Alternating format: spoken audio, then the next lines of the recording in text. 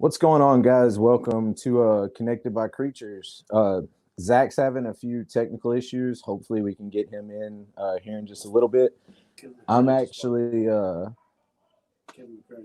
I am actually doing this from Jeremy Turgeon's house from Nerd, and our guest tonight is Mr. Patrick Holmes from down in Texas. I met Patrick a couple years ago. Awesome guy. We hit it off right off the bat, and that's right, man. It's been awesome ever since. So Patrick, man, let everybody know kind of what you're doing and your background, a little bit of what you got going on. Man, my background can be like 10 different stories, right? That was I suppose our backgrounds is one of the reasons that we hit it off so quick that day. For sure. I think about that a lot, man. And the fact that I mean, that was just a really nice little moment, and it wasn't just a moment. We were there for a while, but a nice conversation that we had. Got really personal and intimate with a bunch of people that didn't know each other, right? And I don't think we would have all been sitting right there if it wasn't for Forrest. I think kind of he's the reason that we were all right on that end of the table together, you, me, and Brian and Forrest. And yeah, for sure. I'm grateful that we all were able to connect that way and to talk about the things that we did. But anyways, maybe we can talk more about that later too. Who knows where it'll go, right? Yeah. And you know, I don't mind, man. We can go ahead and talk about it. Like, so what Patrick's talking about is we were at the Arlington show, the NARBC Arlington. And after the auction and everything, we were all downstairs in the hotel, and we went out to dinner, and it happened to be myself and Brian Cusco, and then Forrest Fanning was there, and Patrick and Forrest were having a conversation. And I'll go ahead and be completely honest. Those guys were way above my head in the conversation that they were having with chondros. Like they're on a whole different level than I am with that. But you know, with Cusco being friends with Forrest and everything, like we just kind of sat down and the conversation melded into a very personal background story between all of us. And Patrick and I connected on some issues that we had in our past that are very similar. And man, if you want to go into that, I'm 100% game. Like, I'm all good with that. If not, Yeah, we can leave it at that. no, it's I mean, ultimately, I think most of the people are here for snakes, but it's something that we can get out of the way right off the bat because, like I say, that's the thing that our addiction issues are what had us hitting it off, and the fact that we have overcome that adversity, right? Yeah, for sure. We were both heroin addicts, in past lives or whatever. I don't know about you, and I don't recall if we talked about it, but I used opiates for 16 years, and I was addicted to heroin for 11 years. I've got about 8.5 years in of daily use, and the only reason that it's 8.5 out of 11 is because of being locked up in that time frame, right? So, and I've been addicted to other drugs, but heroin was the one that really had me for a long time. And I don't like comparing one thing to the other, but opiates, not just heroin, but opiates are one of the hardest things to get away from. It changes you in a way that it's makes it really difficult to even imagine living any other way once you get really bad. And so people like you who have been through that, people like us who have been through that, when it gives us an intimate connection immediately, right? It's something that, like, it's a thing that we understand that other people who haven't been through that do not understand. And it's always inspiring to me to see other people who have come out on the other side of all of that. And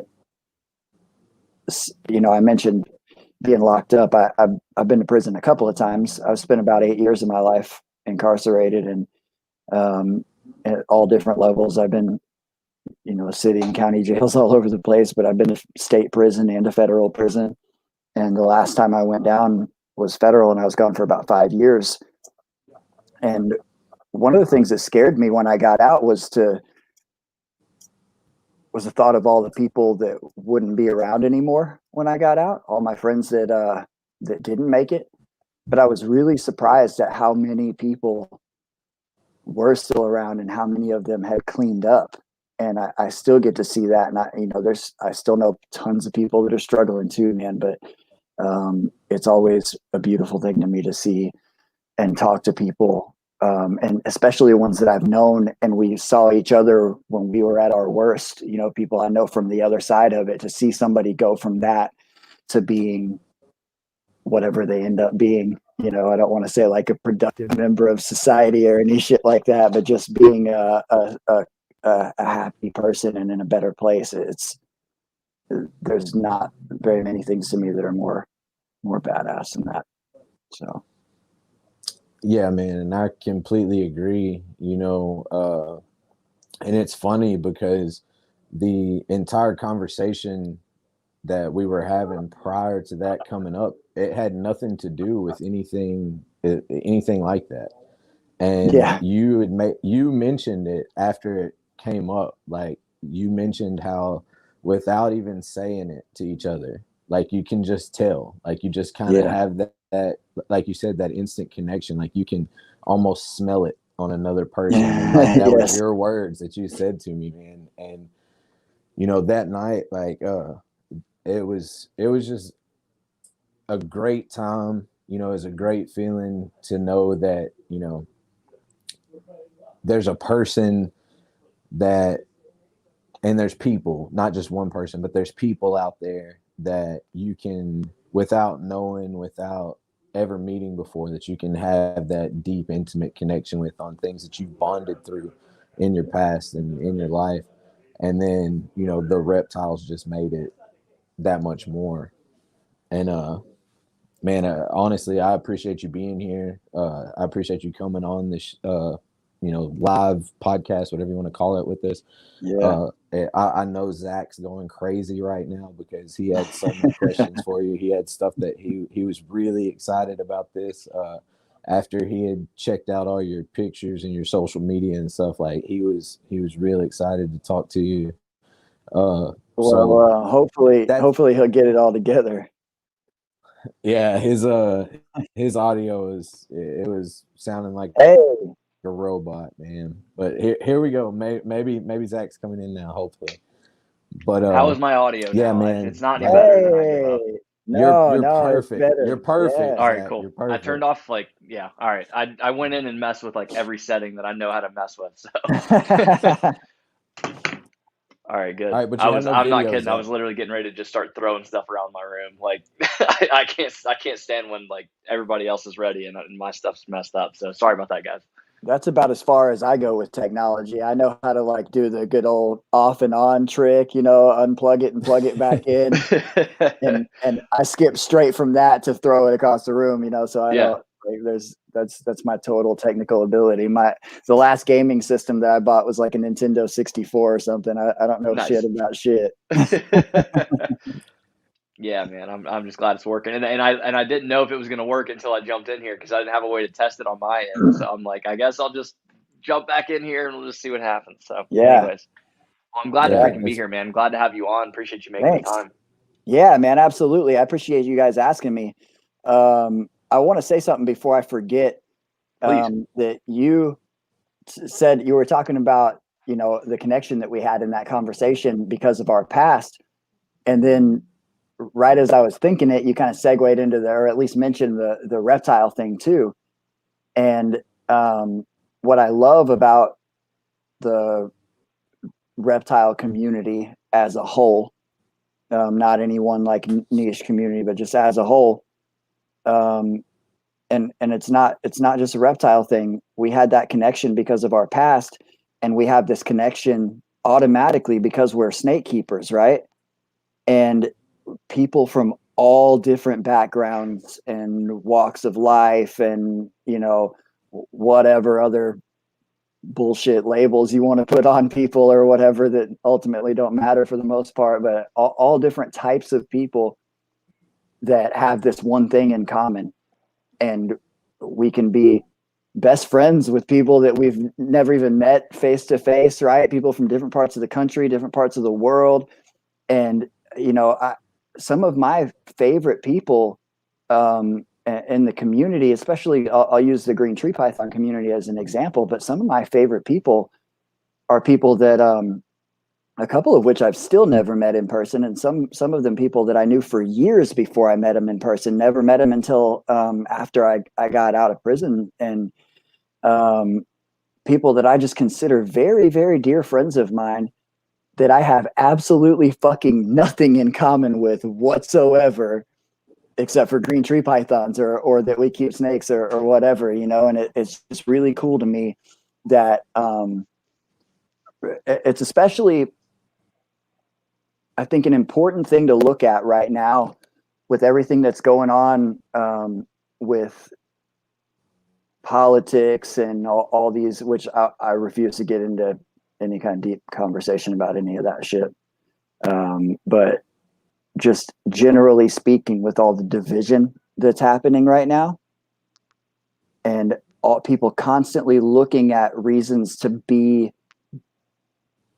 support why they're different from one another, jumping on teams and bandwagons and choosing sides and getting in these battles and all that fucking bullshit that is so unproductive and such a waste of time and energy. All these people looking at how they're different and why they're better or whatever, when really all it takes is one small commonality, one thing that you have in common with somebody, and you can totally connect with that person. And it doesn't even have to be like, a lot of us snake keepers, keeping is important to us, but it's not like a lot of people that keep snakes, they've got kids and a career and shit like that. So it's not like snakes are like the most important thing in their life. It doesn't have to be the most important thing in your life. You can connect with another person because we both used to bang heroin, or because we both have a few pet snakes, or because, you know what I'm saying? And have a really intimate connection with somebody over really simple and really few things that you have in common. And I think if we, everybody could try to focus more on reasons to connect with people and to look for things you have in common, as opposed to fighting over some bullshit, fighting over politicians that don't give a fuck about you or whatever. I think we'd all be in a lot better shape than we are right now if we could just focus on liking each other and talking about the things that we like. Man, I couldn't have said that any better, Patrick. Seriously. I've been feeling the same way. Like I've been like in a really bad mood all day, and it's not because of like anything that's going on in the world or like any of that stuff, because that stuff at the end of the day doesn't affect me, like it not directly, Yes. And I don't want to hear anybody make any comments about, oh well, it doesn't. I don't want to hear that. My point is that as a human being, like the biggest thing that's been the weight on my mind is just that how ugly all my friends have been to each other. Friends that I know that don't even know each other, that are making hateful blanket statements about people that they've never met. Yeah. And they're, again, without even knowing it, they're talking about people that I'm friends with, and it's just like, God, we're all in the same boat. Like, Yeah. like if nothing else, these people that don't know each other have me in common, which means like if I can be Yeah. friends with these two different people, then there's a pretty good chance that if they met and had a conversation, they'd probably like each other. Yes. And I struggle to understand how the world just can't operate that way. But anyways, like getting back into it, man. Yeah, that's why Bradley and I wanted to like when he mentioned the name Connected by Creatures, I was like, dude, sold. Absolutely sold, because that's literally like the whole basis of kind of like a lot of where you started with what you said. Yeah. It's funny how we can have this one thing in common, and it just makes us all fast friends. Like, within just minutes of talking to each other, it's just like, yep, I freaking like this guy. It doesn't matter who it is. So no, it's great, man. I have a little bit of a talent and like an innate talent for it, and it's one of the reasons I'm good in what I do in sales. But making a connection to somebody changes everything. I could make a comment about the hat that you're wearing right now, and we can talk about it for a long time. All right. See, I've had Kerry King sit behind my table at a reptile show in Texas for half an hour, and I've seen sick. Player I don't know how many times. Yeah. So like I say, it's that simple. Just the hat you're wearing right there, and one little comment can lead into a thing where we have this connection, and it's that easy. It's that easy to connect with people, man. Yeah. And Patrick, it's so funny you say that, man, because I'm in sales too, and then I was also a bartender, and it's the same thing, man. I tell people are like, Zach, like you can talk to anybody. I'm like, I know, because like just it doesn't matter what it is. I do the same exact thing. Like there's always something I'll find. Like I'll just cut through the bullshit. And there's always something that it doesn't, even if it's somebody that I already know I don't like, like somebody I already know, there's still something that we can connect on, you know what I mean? And it's like, I sometimes feel bad because I feel like I'm a little bit of a chameleon, because I really can like literally, like, it doesn't matter who it is or what it is about. Like I can jump into conversation with anybody and we can just like, you know what I mean? We can just be comfortable and like we can talk for hours and hours and hours. So no, it's funny that you said that. But yeah, like I said, I have a sales background and bartending, same thing. Like you don't have a choice. You got to be friends with everybody no matter what. So yeah, but it's just funny to hear myself, like words that I've said 100 times come out of somebody else's mouth. Yeah, and if we're really blessed in this country to have the opportunity to allow ourselves to gravitate towards jobs that fit our personality types, right? Yeah, man. The vast majority of people on earth are grateful to have any kind of income whatsoever, right? Mm-hmm. Anything. And we've heard in the last year that the word privilege get tossed around a whole lot, right? We are privileged as Americans, as much as everybody's talking shit about the politicians and all this shit and all the government and all that. Fuck the government and fuck the politicians and fuck the feds. We as Americans, as people who live in the same country, are privileged as a motherfucker compared to most other people on earth. The majority of people on earth live below what we consider to be a poverty line, right? 100%, bro. 100%. I mean, when I was in federal prison, we got 6 flat screen TVs in the TV room, right? And then like side TV rooms that have computers in them where we have email and MP3 players and shit. We're living better in federal prison than most people do. It's perspective, man. It's all perspective, and that's what a lot of people lack. That's what a lot of people lack. I'll give you a perfect example. In federal prison, motherfuckers that you would think are supposed to be these badass hardened criminals and shit are just crybabies, complain about everything. Entitled motherfuckers. Yep. I swear to God, there's people in prison all over the place in the US that you could give them fucking steak and lobster and they complain about how it's cooked, man. And people are so prone to complaint, and that shit doesn't get you anywhere. But anyways, let's talk about snakes.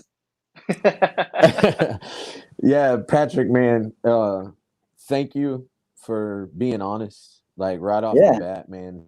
Thank you for just coming in and spilling your heart like that. Like that's what me and Zach are all about, is being transparent and open, because we can sit here and we can all blow smoke up each other's asses and we can bullshit, but until you get to the heart of a person and until that person actually is comfortable to just let it out and say what they think and what they believe, because it's okay to disagree, people. Like that's it makes the world funner and better to have difference.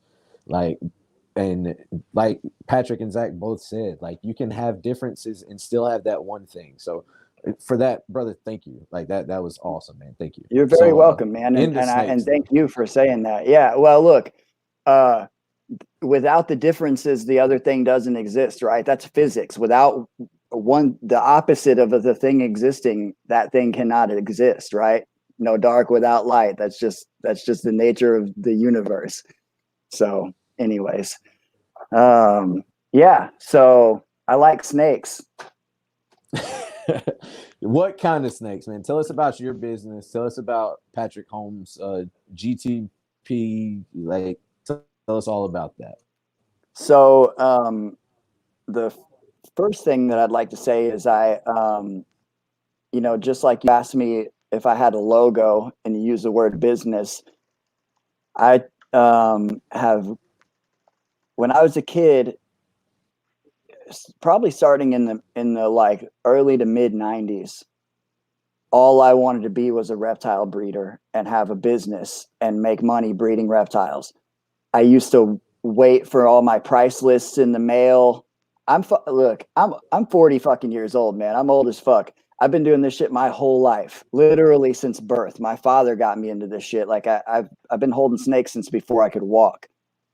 And when I started, getting Reptiles magazine in the early 90s, and there's people where if you wanted their price list, you it would say the acronym SASE, self-addressed stamped envelope. And that's how you got your reptile price lists. And if you were messing with somebody that was super fancy and had some high end stuff, they might send some Polaroids in the mail of an actual snake that you were interested in, right? Which was like crazy to actually see an animal before you bought it if it was getting shipped in. Yeah. And anyways, so I remember looking at people like Bob Clark, or I'm trying to remember what they called it before it was Blue Chameleon Ventures, but Bill and Kathy Love, Glades Herp, whether they were breeders or dealers, that was what I wanted to do, was have this business and breed reptiles. And the man, I look at the way my perspective has shifted since then. I used to go to the shows, I started going to reptile shows in probably 94 or something.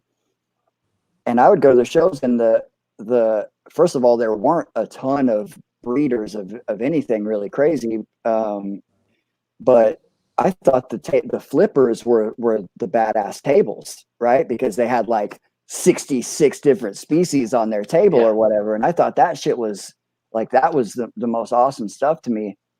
And it's still cool to see all of that, but that's just not what interests me anymore. And I mean, somebody's got to bring that stuff up. Or bring that stuff in. You won't ever catch me like bashing aspects of the business, because of the industry, because it all ties together, right? All that shit, it's all a necessary piece. And to one degree or another, and Sure. Anyways, but now I have adopted a completely different perspective, and I'll tell you, the seed was planted in 1998 with Don Soderberg, who is South Mountain Reptiles. He was one of the first like big corn snake breeders with all the different morphs.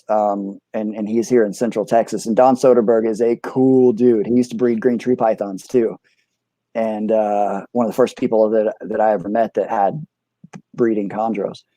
And in 98, I was at his table at a local show, and he had the first Sunglow Motley corn snakes on his table. And I was 17, and I pointed it out, and I knew the morph combination, and he was just like blown away that this kid like knew what it was, because they were the first ones. And anyways, we started talking about it, and I was kind of leaning toward what I wanted to do. And he said, Patrick, this is a hobby. If you break even, you're doing really well. And that shit crushed my fucking dreams. I'm like, fuck you, Don Soderberg. I didn't really say that. I love Don. But I was just like, I just probably just like smiled, nodded or whatever. But I can't recall. But you really wanted to throw up. But inside I was like, no. Yeah. And anyways, I didn't buy it for a heartbeat. I was 17. My ego was like, out of control. There was no way I was gonna accept that or whatever. And Patrick, not to cut you off, brother, but yeah. One of our viewers, Alyssa Griffin Davis, she said, "Wait a Okay. minute, did he say he's in Central Texas?" So go ahead, and before we go any further, can you tell her where you're at? I am in North Texas. I'm about right now. I'm about 35 miles north of Dallas. But yeah, I was referring to Don Soderberg is in Central Texas. But yeah, I live in well, I'm not in Collin County anymore, but not far from McKinney, which is like say 30 some odd miles north of Dallas. But yeah, so like I say, it took me a long time to do this, but I finally stopped thinking about it like it was a business at all. And I started when I got out of prison. I had all these ideas about marketing and using the internet to sell reptiles and potentially even being a flipper for a while for not for imports, but for breeders that I knew that cranked out like large numbers of stuff to try to test the ideas that I had about how to use social media to sell things and blah, blah, blah. And that was kind of what I was looking at. But then when I started getting accepted back into the community, which was some work on my behalf, because when I got busted, and maybe I'll have time to get into that later, but when I got busted in 2012, I lost a lot of animals. Shit got confiscated. I had breeding projects going with other people. Like, I got out of prison with a lot of debt to the community, and it took me a while, especially making $8 an hour, 20 hours a week. That's where I started when I was still in the halfway house. It took me a while to square all that up, right? But as I was doing that and getting back into the community, I started seeing guys, and I literally had this conversation with Keith McPeak just earlier this afternoon. All right. I started seeing guys like him, or like my good friend Gary Scavino, who are relatively low key guys, although Gary has a YouTube channel now, but still, they're not like real outspoken online, really cool collections, don't have tons of animals, have some really unique, rare stuff. And these guys rarely have to post anything for sale, right? And I started thinking about, the little niche animals that I like to work with. And I started kind of modeling what I wanted to do after that, I set a goal for myself that I want to really just stop thinking about the money. Don't factor in like the market or whatever and how things sell. Just keep and breed the stuff that I love and have a goal to produce babies that I will not want to sell. And to be the guy that sells all of his stuff through private messages and to friends, and I know where my animals are going and blah, blah, blah. And that's basically the exact opposite of, well, some of the stuff you've been looking at today, the whole morph market thing and all that, right? And once again, I'm not bashing any of that or any aspect of the industry. All those things have their place. Mm-hmm. But I just took the business all the way out of it, and I enjoy it more than I ever have. I have brought in more money than I ever have. I can't say I'm making more money, because if you had any idea how much money I've spent on green tree pythons and whatever else over the years, man, yeah, I'm probably still way in the red on it. But it's so much more enjoyable. I have yet to post a green tree python for sale anywhere. I have yet to be able to produce enough to supply the Texas demand. Really high demand right now. I don't have to post anything. And I love that. I know where my animals are going, right? I get to check in with, man, when you put in the work that you have to put in to produce some of these animals, knowing where they're at is great, and getting to see them grow up and give other people joy and watch them posting these animals as they're growing up and tagging you in the posts. And it's badass, man. It is really badass. And I love that shit. So that's where I'm at with my business, right? Is that it's just a hobby. Like Don Soderbergh said, if I break even, fuck man, I get to keep all these badass snakes and it doesn't cost me anything. Most people's hobbies are a fucking money dump, dude. Yeah. Like car guys, fuck, those guys aren't making any money on that shit. If they're like some of these guys might make enough money street racing to pay for the parts that they fucked off that night, you know? Yeah, just that night. Exactly. And so, you know, I have a job that pays my bills, and you know, the money that I bring in from snakes, I use it to buy more snakes and better cages and more thermostats and random shit like that. You know, I'm trying to go all Wi-Fi with my stuff now. I'm trying to convert my rooms to where everything is on Wi-Fi, surge protectors and just temperature monitoring, so that that if I'm out of town or not, you know, able to access my place and I see something that's not where it needs to be, some parameter is off, I can send somebody over to my house to check on it, or I can run home and check or whatever, that type of stuff. Just trying to streamline everything to where it's better for my animals and where it's more enjoyable and easier for me. Yeah. I think we're going to start seeing a lot more of that, man. So I came from, like, prior to getting back into reptiles, I was into saltwater. And dude, everything now with saltwater, for anybody that's familiar, it's all automated. Wow. There's a system that you can buy that does everything. Like if your pH is off, you'll get a freaking text message alert, and there's a button that you can press on your phone to release, you know, whatever chemicals that you need to adjust your water parameters while you're in Europe and your saltwater tanks in the United States. That's badass.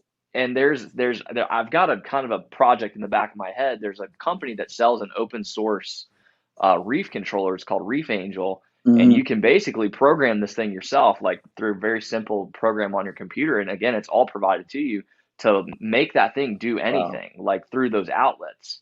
Yeah. And I've got it in my head that there's got to be a way to program that stuff to work with a reptile enclosure, to where you've got a humidity monitor that's in that cage.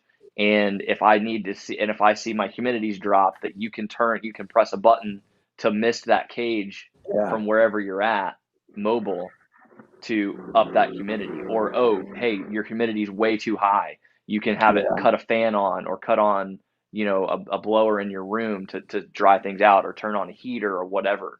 I know that there's ways to do that stuff, and it's going to get easier and easier. All of that technology is here. I just don't. Oh yeah, it all exists. It's just there's just not any not any packages for reptiles yet. I mean, I've got the Wi-Fi herp stats, but they're I haven't even used the Wi-Fi aspect of it because it's only monitoring. You can't actually control it remotely. Yeah. But the thing about that's why I'm getting the Wi-Fi surge protectors, because you can cut those off, and I run a little bit of this is. Yes, and as we all know, heat is the killer, not cold, right? Yep. Everybody's always worried about keeping their reptile warm when they're moving it around or whatever. Man, look, in most cases you got to damn near freeze a reptile, or actually freeze it to cause it any harm short term with cold. But heat, depending on the species, will kill them almost immediately if it's too hot. Yep. Or cause irreparable neurological damage or whatever. So I don't have the Wi-Fi thing with the surge protectors. It's just on off. Fuck it, that's all I need. If something's too hot, I'm just cutting that whole thing off, and that whole rack or that whole wall or whatever. It all shuts off until I can get over there and figure it out, or I can send somebody over to figure it out, because that ambient room temperature is not going to drop low enough, and maybe ever. If my house is sitting at 70 degrees, your reptiles are, I don't care what species you've got.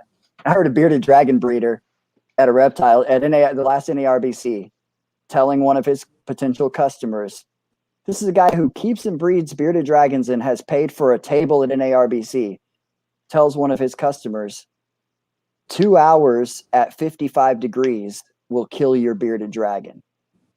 And I was like, bro, like, have you ever paid attention to where your lizards came from? Like pop on your phone right now and look at the temperatures in Central Australia. See how many months out of the year the nighttime lows are below 55 degrees. Like, are you kidding? But anyway, people don't think about it that way though, man. That goes back to like there's numerous people I've heard have this conversation about how people they go off a care sheet for so many years and years and years. The hobby operates off of the care sheets and these are the facts about these animals. And it's like for some reason we completely forget that these animals come from the wild and they come from places that we have the data on. We can look this stuff up and see exactly how they're living in most cases. Yeah. And that information's out there. And so it's like, why wouldn't you go back to that? Yeah. Instead of, basing it off of just, oh, well, this is just what we've done for years. Well, that doesn't mean it's right. Yeah. Yeah. And the trick is the reason I love this so much is because it can be so complex. But the trick is that to be open-minded enough to also not just be a slave to that. Because we can be talking about, it works both ways. We can be talking about the way that we keep something in captivity, and then somebody will bring up, oh, well, this is what they experience in the wild, or the jackasses that say, I've never seen a plastic box in the jungle. There's definitely a gray area that we have to operate in. Well, so you just have to understand the crossover. What does this animal experience in the wild? What does it need in captivity, and then how far do you want to go with it from there? All these motherfuckers that argue like tubs versus bioactive and blah blah blah blah blah, it's just like I mentioned before with the division in politics and shit. You got people that jump in these camps and they're way fucking right or way fucking left when reality exists in the middle, and the few people who are objective thinkers can appreciate nuance and can look at things like that. And also, some people call this wisdom. Maybe I'm just jaded and cynical, but if you've been doing it long enough, we'll bring a little bit of Eastern philosophy into this. I'm totally paraphrasing, but there's kind of a saying that those who think they know don't know, and those who know they don't know. Yeah. I've been doing this long enough to know that I don't know shit. It's all guesswork. We're all keeping fucking jungle dragons in boxes and arguing about whose box is bigger or better or whatever. You can put fucking bioactive substrate in a tub, motherfucker. Like the container doesn't matter. Are the animal's needs being met? Are the parameters for that set up properly? Beyond that, and that can mean a lot of things, but beyond that, most of the stuff that we do is for us. And that's the same thing with the motherfuckers that jump in there with that, talking about the best, I'm doing the best for the animal, and you hear that a lot with like the bioactive people and naturalistic and all that. And look, I love all of that, but you know what? That's for us. Okay. If we, and people will, I'll make y'all take a good deep look at yourself. I'm really good at that. Keeping reptiles is a selfish endeavor. Yeah. It is for us. Sure. If we cared that much, we wouldn't keep them at all. We would not keep them at all. If we cared as much and I'm not saying we don't care about our animals. I fucking love my animals. I love doing this. But if we cared as much as some of the people that are hard on that side argue about it, then you wouldn't keep them at all, man. Because you cannot replicate nature in a fucking box, man. Yeah. You can go out into nature and put side. a cage around a tree, and you still affected it, right? So there's the flip side of that too, and which is interesting in the sense that nature is also hell, right? To an extent, like there's things that they're going to experience in nature that are rough, that are hard, that are difficult. They've got predation, they've got disease, they've got all these things that they're going to have to experience. So I'll use humans as an example, right? I think that any of us at the end of the day, like if we went back to our roots, right? Like living in the middle of nature, living off the land, there's a lot of benefit to that. Like mentally, just all this, the stress of the world, like, spiritually, like, not having to work a 9-to-5 job, or just the stresses of the world that we've created for ourselves. But do we love coming home and sleeping in a house that's the temperature that we want it at all times, where we're warm and dry, and we can make whatever food, you see what I mean? And it's the same with the reptiles, in the sense that like the best we can hope to do is provide them their like ideal temperature at all times, because it's like they're like, wait, it's just like this year round, like it's just always like the perfect temperature, like this is great. And then this dude just like opens a box once in a while and just like gives me a piece of food, I don't have to hunt for it. And so again, like you could argue both ends of that, man, and I think they all that has its benefits. And so that's where, just like you said, it's just you could talk about it till you're blue in the face. And again, I'm not like trying to contradict what you're saying. I'm just kind of just playing off of where you're going with the conversation. That's the whole point, is that it can and should be looked at from all of these different perspectives. No, I'm not unleashing a harpy eagle on my fucking boa constrictor every third week or whatever. You know what I'm saying? just to remind him of what it's like to be out there. And look, it's the same thing, like you said, with to draw that line of comparison like you did to people. Man, I study fitness and nutrition relentlessly. Okay. Yeah. And you get these, like paleo diet and, things that are like, and all that shit's just trendy bullshit anyways. I don't fall into like any of those categories. Like if you ask me on most days, I eat what people will call paleo or keto most of the time, but I'm also not fucked up about sitting down and smashing half of a cheesecake or whatever either, so and I try to stay barefoot as often as I can, but shoes are the reason that people were able to like cross the Bering Strait and colonize America. It's the reason that, so you have to, in my opinion, the best thing to do, just like with the reptiles, is to understand and respect where we come from, where they come from, and modify it to fit our needs right now. I love the idea of getting back to nature. I wish I didn't spend anywhere near as much time on my phone as I do. And especially the way things have been going lately, I feel more and more drawn to living in the fucking jungle somewhere. And I am absolutely willing to give up a lot of the stuff that I have now to be able to do that. And to wrap that back around to snake keeping, I have come to a point where I feel like if I had the capacity, the means to just travel around the world and see snakes in the wild, I wouldn't keep a single one. I wouldn't. Well, you almost wouldn't need to at that point, because you would get just as much back from just seeing them exactly where they come from, living exactly as they would. Yes. And just like you said, going back to it, like that would be your selfishness, is just, and then to not have to do, the work and just know that they're right there living exactly as they're meant to. That would be amazing. Yeah. Yeah. Yeah. I love a lot of the guys that I get to see doing this the most frequently, are these rattlesnake guys that go out and see the same animals in the same places. I think that's so fucking cool, man.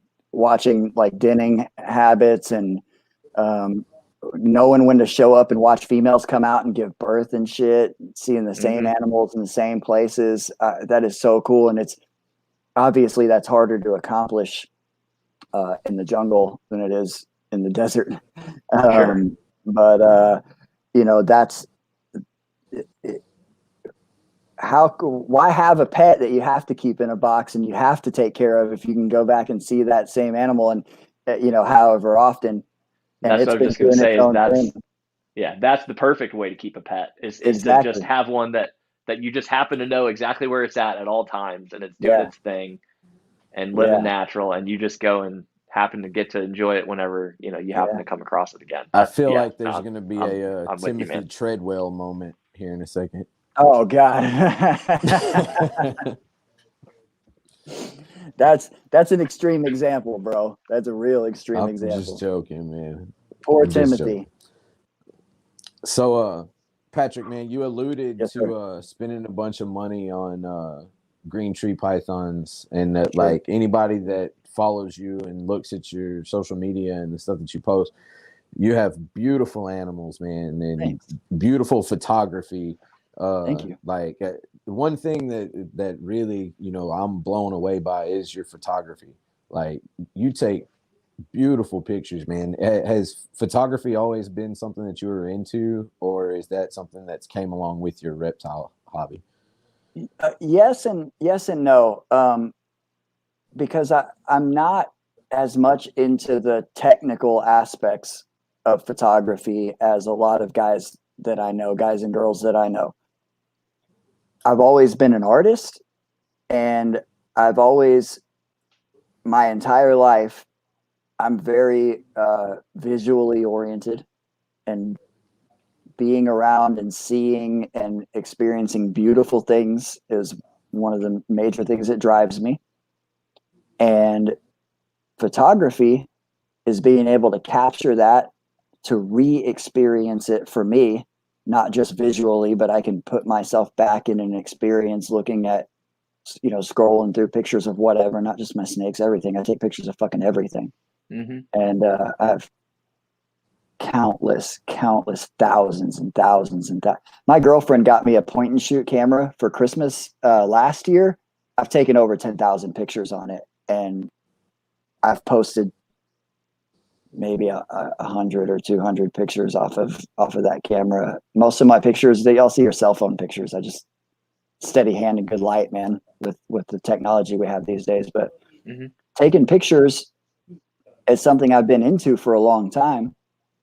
I was notorious as being like the guy with the camera at the party. And I'm talking about, I have party pictures that are from Polaroids and disposable cameras. I have a 10-pound box full of them. Of us acting like fools when we were kids. And there's plenty of snake pictures in there too. But it wasn't about just the photography. It was about capturing moments. And man, I post the tiniest fraction of the pictures that I take. It just brings me joy to take pictures of my snakes. I spend way too much time doing it. And especially for how much I actually post. I went to go look at, I was seeing everybody's top 9 on Instagram recently, and I realized that I had only posted 6 times in 2020. And I was like, well, fuck. I always post 3 at a time. Every time when I post 3 pictures at a time. And, you know, I was tempted to go in and do that again real quick, just so I could have a top 9 and be like, look, these are the 9 pictures I posted in 2020. So it doesn't matter how many likes I got. It's my top 9. The way these animals look is one of the biggest things that attracts me about it. There's lots of things that are cool about snakes. I love the behaviors. I love that they freak people out. I love all of that stuff, right? You know, there's that taboo aspect to it or whatever, but the way they look is one of the biggest things. And so being able to take pictures, I love it. I'm able to, like, I have animals that I cannot put in my face. All right. A lot of them. Some of them I'd just end up bleeding, and some of them I'd end up dead. But I can take a picture of them that's high resolution, and I get to look at all the amazing subtle nuance. One scale that has 9 different fucking colors on it that looked like a green scale until you looked at it at a macro level, right? The eyes, man. Just so many subtle things going on with these animals, and I can put it on my screen in front of me and just stare at how amazing and intricate and beautiful that animal is, when I definitely can't do that. And now with the technology we have now, be able to see way deeper than my eyes are capable of, even if I could put one of my vipers right in my fucking face. It's about all of that, and it's about sharing all of that with other people, man. It connects me to so many people, and it's great, man. It's great. That's a better answer than I ever expected for that question, man. Like that's exactly why I wanted you to be on here. That's exactly what I told Zach that we were going to get from having you come on here. And to kind of segue into some of our segments that we do every week. Okay. Another one of the big things that you and I hit it off on was music. Yeah. And so one of our segments that we do every week is everybody that we have, myself, Zach, and whatever guests we have, we give a band or a musical artist of the week. So since you're the guest, man, it can be anybody from the past. It can be somebody new that you're listening to right now. It could be anything. So whoever you want to shout out. Sure. Absolutely. I had a band that came to mind, but you changed my mind when you said shout out. And the reason that is, and I'm just going to mention an album really quick that's not my shout out. There's a band called Throwdown that has an album that came out in 2009 called Deathless. And it's a bit of a departure from their old school style. And a lot of their fans hate that album. And it's hands down my favorite album. And it's on Spotify. It's what popped up as what I was listening to the most in 2020. And I'm a vocalist, dude. And I love heavy music. I listen to almost entirely metal, all the different facets of it, or I listen to acoustic rock, acoustic covers and acoustic. I love acoustic covers and covers of covers and songs that are not supposed to be acoustic made acoustic. I love just a really good vocalist and an acoustic guitar and nothing else. Absolutely love that. But mostly I was blasting Job for a Cowboy on the way over here. I mostly run around listening to deathcore and whatever else, right? But so that Throwdown album is a standout to me, and it's a lot of pop sensibility and solos. It's very not a hardcore album, and it's my favorite Throwdown album. But to shout out, I want to shout out some friends of mine because musicians are struggling right now like a motherfucker, especially smaller bands that depended on income from live performances. Yeah. And all that is shut down. Don't even get me started on all the shutdown stuff. But I mentioned on Chad Gray from Mudvayne and hell yeah, I commented on one of his Instagram posts earlier. I've met Chad. I've seen Mudvayne 14 times. I've hung out with Chad a bunch of times. He's a fucking awesome dude. I commented that my marker for the return to normalcy is the return of concerts. Yeah, man. And so there's a band from Texas, and they're called Sons of Texas. And they are my boys. I've performed with them on stage. There's a little tiny taste of that on my Instagram, just a little bit. I've been on stage with them multiple times. I've seen some videos. You've shown me some videos. Yeah. And they are from the Valley, from McAllen, and I fucking love that band. It's not just because I know the dudes because I took steps to meet them because of how much I loved them. I discovered that band when I was locked up. I had their whole album baptized in the Rio Grande on my MP3 player in my privileged federal prison. And they're a super versatile band. They have a lot of really heavy stuff. They're very heavily influenced by Pantera and Mudvayne and Down, and they have stuff that's all the way from kind of radio friendly, almost ballady rock stuff to really, really heavy stuff. But they've got that Southern soul, man, that you get in bands from Texas and Louisiana that you just don't really see a whole lot of other places. Strangely enough, that's the thing that's attractive to me about that Throwdown album is it's got it has a Texas feel to it, but that groove, man, that fucking groove, man. Pantera, I like to say they invented it. They sure as fuck perfected it. And that thrash and groove, man. But they're Sons of Texas, their performances live are unbelievable. I love those dudes. They're all great fucking dudes, man. I love seeing them live, but they've got a little something for everybody. So pop on. My favorite album is Baptized in the Rio Grande, but they have a relatively new single called Under the Gun that I've probably been jamming more than anything else lately. But I think anybody who likes rock or metal can find a Sons of Texas song that they love. Awesome. I just gave them a follow on Spotify. Thanks. They appreciate that, and I do as well. I'll check them out as soon as we get done here. Yeah.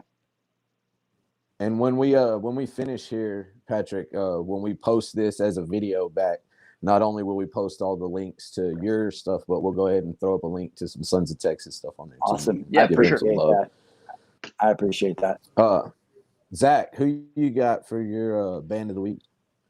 Man, I was having a rough morning this morning, and I told you guys last week, I think I was listening to like a lot more just like melodic, like soft stuff, just for whatever reason. That was just the headspace I was in. And dude, I was like literally like on the verge of just quitting my job this morning, just walking out. I was just not having a good day, and threw on some Whitechapel, and just immediately felt better. And like I remember actually going back to kind of what we were talking about without diving deep into it, but I just remember thinking, I'm like, I feel like a lot more people just really need to listen to some metal. Like if they've never listened to metal in their life, like they need to take a minute and listen to this stuff, man, because it's just so good, especially the lyrics. There was another song that came on by Body Count that was, just talking about like, the media pushing all this just, divisive stuff, and just like, man, this is just I couldn't have said it better. It's so good, so but yeah, Whitechapel I would have to say is probably my band of the week, and they're one of those that just stays in my rotation. They're just talented guys. So Whitechapel, I got to make a comment on that. For those who don't know, Whitechapel is a triple guitar death metal band from fucking Tennessee, and they had one of their albums, one of their heavier albums, that made it in the top 10 on the charts, man, and that's fucking like unheard of. Yeah. Unheard of. They are a super heavy band. But on that subject, and Phil Bozeman's voice, man, like he's one of the most talented vocalists in the world. Phil is amazing. I've met him too. He's a little bitty guy. You wouldn't believe that fucking voice can come out of such a little bitty dude. And have you listened to the acoustic Hickory Creek? Mm-hmm. Fuck, man. I mean, we got the first taste of it on the last album. He had the song with the clean vocals. The song is about his dad. The name escapes me, but he had this like kind of Maynard and Corey thing going on, and what's funny is one of my friends that I was in prison with, he was from Tennessee, and he was a guitarist and a vocalist. We were in a band together. We had bands in prison too. I was in a metal band in federal prison, and Brian had a newspaper that he got from Tennessee, and there was a Whitechapel interview in there. And the dude was talking about Lamb of God having clean lyrics or clean vocals. And he was like, Phil can do that. Watch. And sure enough, and I'm sure just like that Throwdown album, that shit pissed off all kinds of Whitechapel fans, but fuck you. Phil Bozeman is a very talented and versatile vocalist, and I fucking love hearing him sing not as much. I love hearing him sing. There's few things I love more than listening to him do The Saw Is the Law, man. Is that not like the fucking catchiest, fucking grooviest metal song? You can't see it, but literally every song you've mentioned, I've got freaking goosebumps all over. Yes, like even just at the mention of it, because it's just there's something about music, man. It just has that emotional connection. Where you could even just say the title of a song, and like you immediately remember a moment that you were living when you heard it. Yes, The Saw Is the Law is the catchiest death metal chorus ever, dude. You can't not headbang to that shit. If you don't headbang to The Saw Is the Law, you have no fucking soul. No, you're not wrong, man. You're absolutely right. Bradley, what you got, brother? Yeah, so my musical pick of the week, man, it's a heartfelt one for me. And if anybody saw my post on Facebook or Instagram this week, we lost Alexi Lejo from Children of Bodom. Yes. And I'm a huge Children of Bodom fan. I've been obsessed with those guys for so long, man. I got the opportunity to check them out at the Wrigley Theater, and I saw them with God Forbid, Municipal Waste, Children of Bodom, As I Lay Dying, and Lamb of God in one show. Wow. And Originally, at the end of the show, I had lost a shoe. Yeah, dude. I had lost a shoe. I had lost my shirt, and I lost my belt somehow. Well, when the lights came on, I was looking for all my shit and I couldn't find Katie. And when I look over to find Katie, she's standing over there drinking Jaeger bombs with Roop Latvala. And so that's Roop a troublesome speak situation. English. Like he speaks straight Finnish.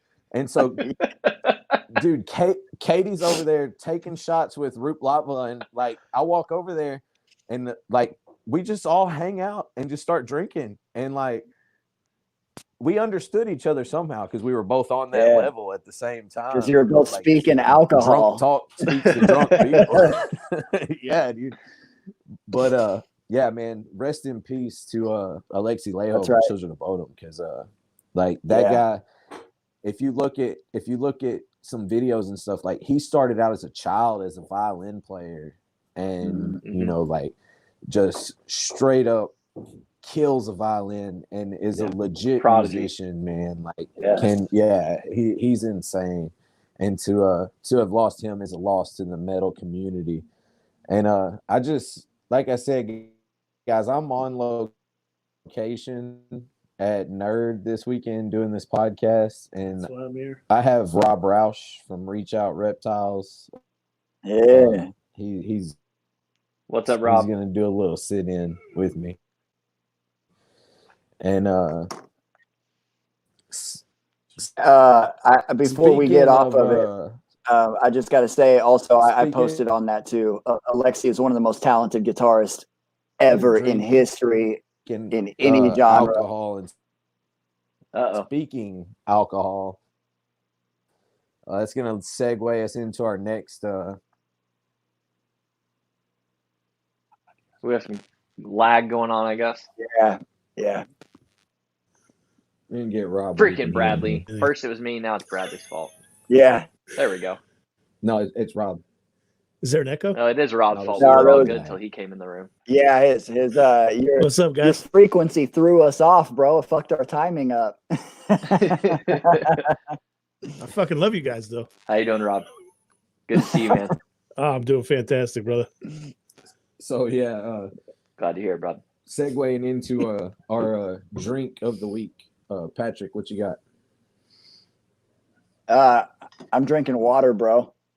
That's perfect, man. I fucking love the H2O. Adidas. Zach, are you still dry January? Yeah, man, I'm going strong. How many days is it? That's I don't even freaking know what the date is. Yeah, I'm 8 days, which is honestly, like, for those that don't know, like literally I couldn't tell you the last time I had like I said before I started this, it had probably been 8 months since I could even say I went 24 hours without a drink. So 8 days into dry January, I'm happy. I mean, honestly, man, I don't feel any different. Like I'm obviously much more like energetic and like clear, but I mean, I'm energetic even when I'm drinking. Like, it's weird. I mostly have a drinking problem because I have anxiety about not being able to sleep at night.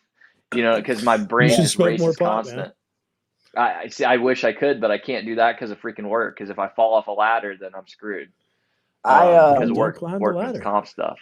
So you can message me after this, and I'll send you some links. I practice yoga, and I have some techniques that you can use. That, like, there's a practice called Yoga Nidra that you literally are just laying on your back, running through body scans and breathing exercises. And it has a deeper meaning and purpose in that, but it is really good for relaxation. And I can never make it through one. I fall asleep. I never make it to the end of them. I always fall asleep before I get through it, dude. Hit me up, dude, and I'll send you some links. And it's something that you can do that will literally, you'll be able to down regulate your nervous system and slow down your thought process. And it will help you fall asleep without worrying about drinking to do it. Yeah. Patrick, I've been I've been leaning on hit me up on Facebook, man. All right. I've been leaning on some like melatonin and stuff like that, you know, but again, like I'm trying to just really get more natural about just everything that I do, man. I don't even like taking ibuprofen and stuff just because I just, you know, I know it's not good for your gut health and things like that. So, but yeah, no, I mean, like I said, I feel good. I mean, I did 45 days sober, you know, at the start of quarantine, and that was cool. You know, that was all well and good, but yeah, as many times as I have quit, I always, eventually work my way back to drinking 12, 13 beers a night. So I'm trying to make a, permanent Don't adjustment, be a quitter. So Yeah. Shut up, Rob. Yeah. Oh, this is what I'm saying. So my drink of the evening was just water as well. That's all I've been drinking. I had my first Coca-Cola in like 8 months tonight, but that was just because I needed some caffeine. Yeah, That's well, awesome. water is metal as fuck, right? Because when you go to a concert, the guy who drinks too many beers too early is laying in a puddle of puke in the corner and not enjoying the concert. I, however, am thoroughly hydrated and in the fucking mosh pit still. So water is fucking metal as fuck. There you go, bro. Oh yeah. So I appreciate you, Patrick. Like I said, we'll be in touch after this, regardless. For sure. About a bunch For of sure. stuff. Yeah. Rob, I just sent you a friend request too. Dude, I'm totally denying it. Well, if you had sent me one, you would end up in my fucking my friends request purgatory that's like 600 deep right now. So yeah, I was gonna say I think I'm currently in that one, Pat. Yeah. Oh, are you? Patrick's a good dude. Yeah. Let me go find out. Fucking Patrick, terrible, what are you breeding, man? Well, Let's go into it. I'd like to say green tree pythons. All right. Green tree. Yeah, I have a lot of fucking green tree pythons, but I will tell y'all this right now. We got a lot of people that try to jump into the chondro game with and or for money. And people think I'm good at breeding green tree pythons. That's nonsense. Nobody's good at breeding green tree pythons. I just have a fucking bunch of them, and every once in a while I get a clutch out of it. Yeah, that's the same way I feel about women.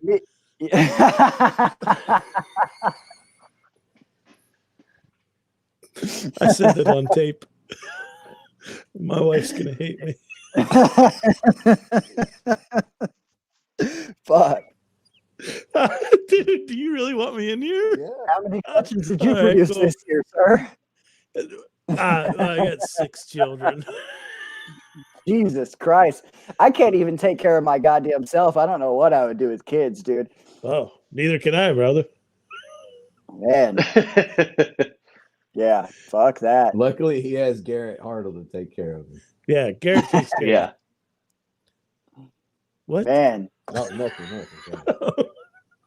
Oh man, but yeah. So green trees. I did not. I've heard that sentiment literally echoed by every single person that I have ever come across that works with those. That just it's literally it's just like it's just the law of averages. Like if you just get enough of them, eventually you'll have a few clutches a year. Yeah. And like you said, like maybe you can kind of break even. But I want to get into them. Like, do you have because I'll ask like, do you have kind of some thoughts on like somebody that's new, not even to breed, but just somebody interested in just getting into them at all, just kind of in general, some general advice? Yeah. Don't do it. Yeah, no, that's what I hear most of the time. Yeah, that's so. I've said this many times. I've said it on probably every podcast I've ever been on. I say this all the time. Green tree pythons are not difficult to keep. You know what the difference between a chondro and a ball python is? A fucking stick in the cage. Literally, you can take all those racks with the balls in it and just put a perch in that tub, and a healthy chondro will live just fine in there. Dave and Tracy Barker bred green tree pythons in 44 quart Rubbermaid tubs with one dowel rod and fucking newspaper and a big water bowl, and they never misted them. And they hatched out Maruki chondros that Damon bought a pair of and hatched out one of the only albinos to ever survive to adulthood. They can be kept very simply, and they are the lowest maintenance. Chondros and emeralds are like people say they're difficult. They're the lowest maintenance snakes because you don't have to move them out of the fucking way. All those tubs y'all are running through with the ball pythons, you got to pick those fat fuckers up and get them out of the way to clean their tub out. My chondros are all on fucking sticks, and I either sneak underneath them or I move the perch, right? Yeah. So they're super. So do you miss them? I do miss, and there's a huge once again the thing with the camps. You got the if you spray your gay Sorry, I'm just crowd, jumping in there, bro. and then you've got then you have Wait, people spray the gay crowd. No, there's an old joke. This came from Forrest actually. Forrest said they used to say if you spray you're gay, and which was I'm totally gay then. Then you have some people that have like I'm totally full gay, out buddy. automated misting systems and shit, right? I have that as well. You have automated misters?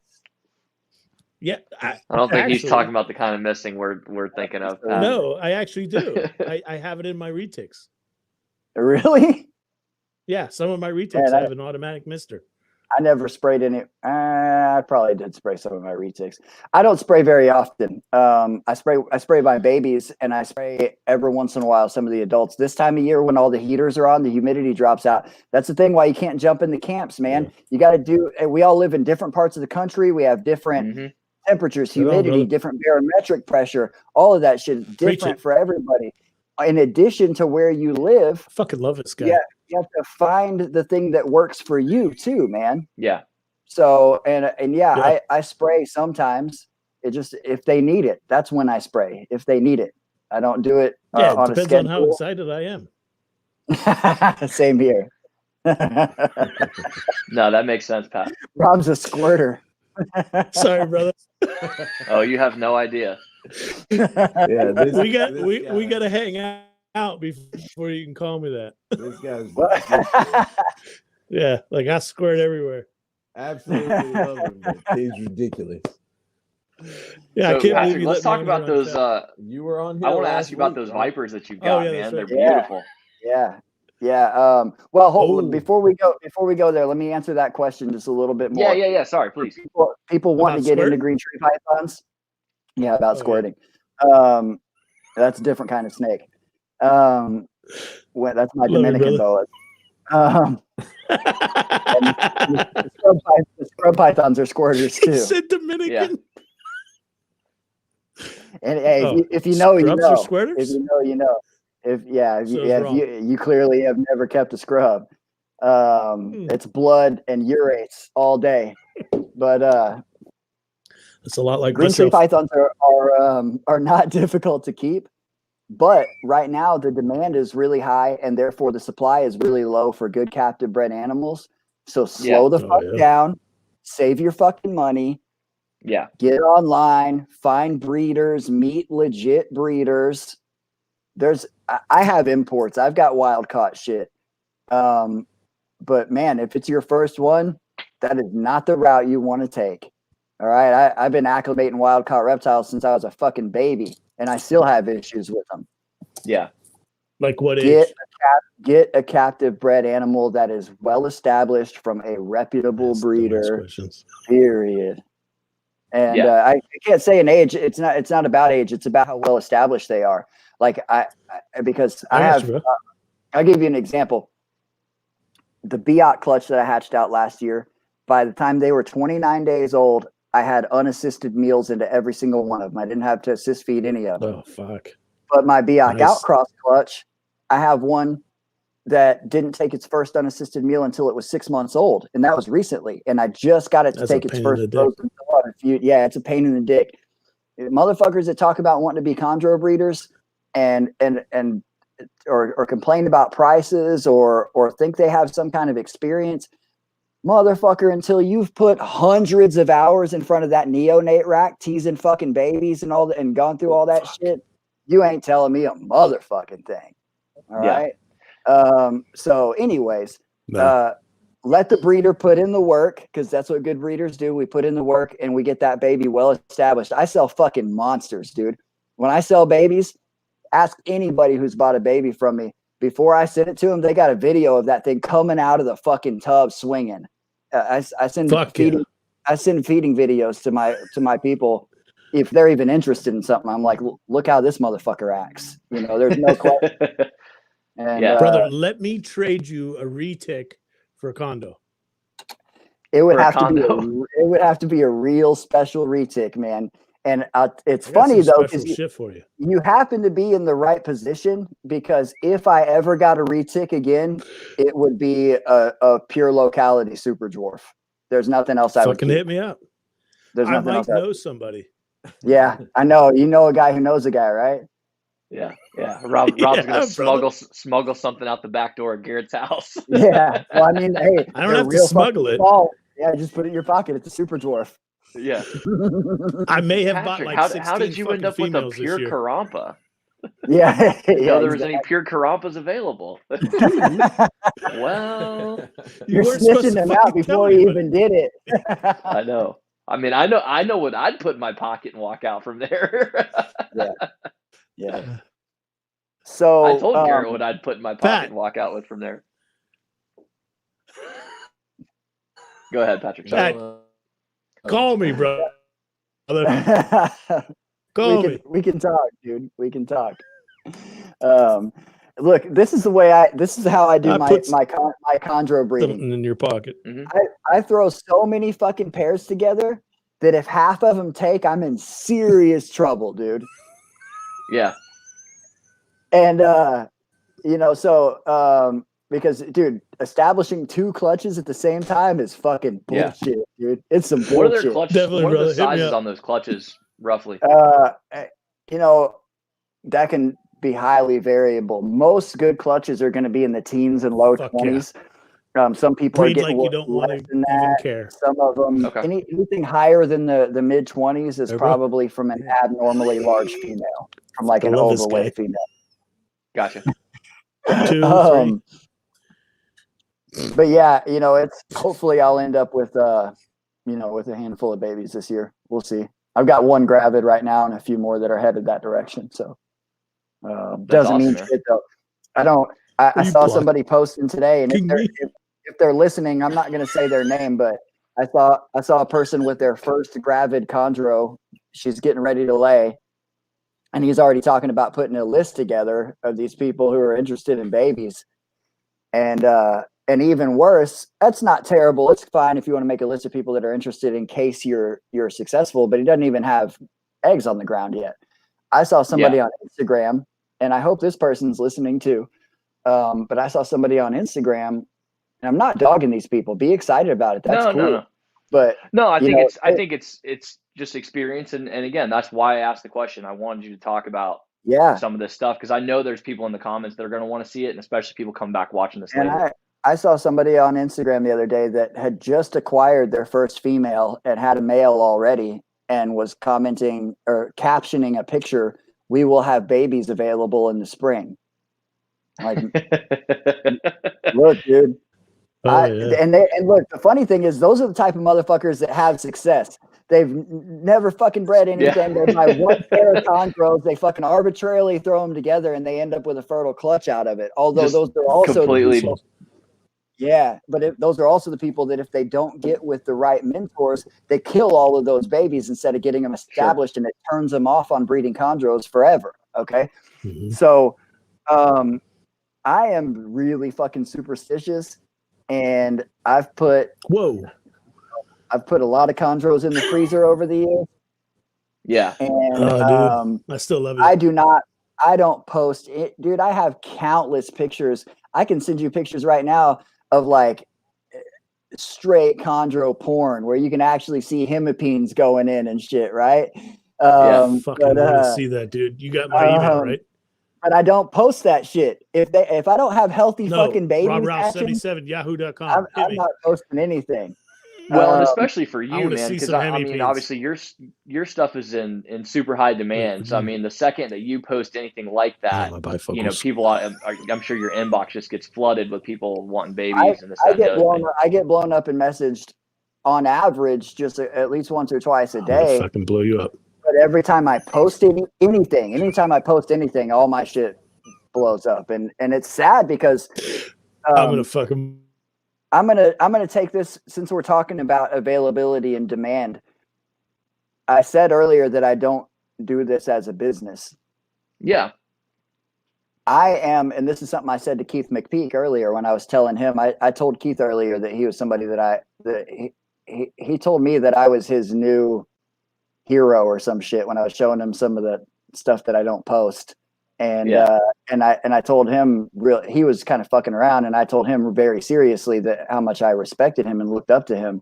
For y'all who don't know Keith, he keeps Bolin's pythons, and he's a He was a pioneer in blood python morphs, and he's breeding emerald tree boas and all kinds of other badass stuff. And he's just a really awesome, knowledgeable dude. But anyways, I told him that I will not say I don't care about the money. Motherfuckers who say I don't care about money are full of shit. Fuck you, you don't care about the money. You'll never catch me saying I don't care about the money. But I will say, and I'll say it honestly, I'm not in this for the money. I don't need it to pay my bills. I'm not in it for the money. Do I care about the money? Of course I fucking do. I love money. But I like to eat. I'm a hungry motherfucker. But I like to eat well. Anyways, and to answer the question that popped up on the screen about the why, I appreciate the comment from this person about me looking 15 years younger than I do. Strangely, I will comment that lately I've been drinking water with really high mineral content. We have water that we get here locally. It's called Crazy Water, and it's from Mineral Wells, Texas, and it has like really high mineral content. I've really been digging that lately as kind of a supplement. But the reason that I look younger is because I've just always been baby faced. But 10 years ago, I looked older than I look right now because I was strung out and fucked up and had a terrible diet. Eat well, sleep well, work out. You will reverse your aging. It happens. It's a real thing. Remind me again, Patrick, you said you're 40? Yeah, I'm 40. Yeah. Somebody was asking in the comments. Yeah. So let's dive into those vipers we started. Yeah, I know. That's what I was about to say, man. So, because I like I said, I saw those and I was like, I gotta know more about these things. Well, if by I saw those you mean the 3 bush vipers that are on my Instagram. Yeah, I was gonna say I knew there were older pictures. That was the other reason I wanted to ask, because I'm like, I don't even know if he still has these. Like, what's going on with those? Maybe he's got more. Like, I do. One of those animals passed away a few months ago. The green and yellow female.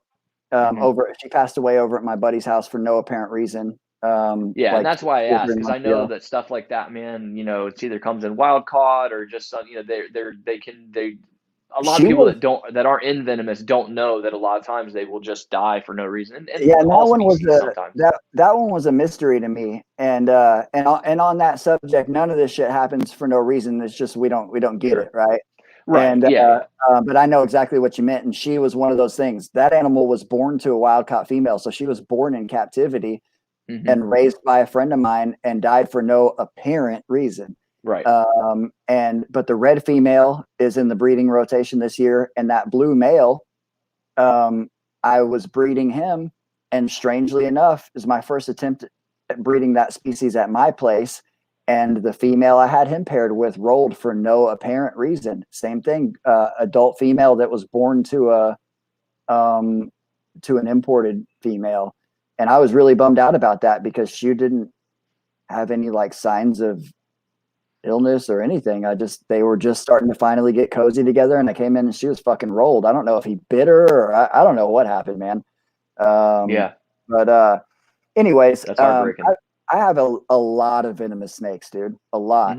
I have a little project going with one of my local buddies. My friend Josh, he's on Instagram, but he's not on Facebook or anything else. He's at Tejas Taurus, TEJAS_TAURUS.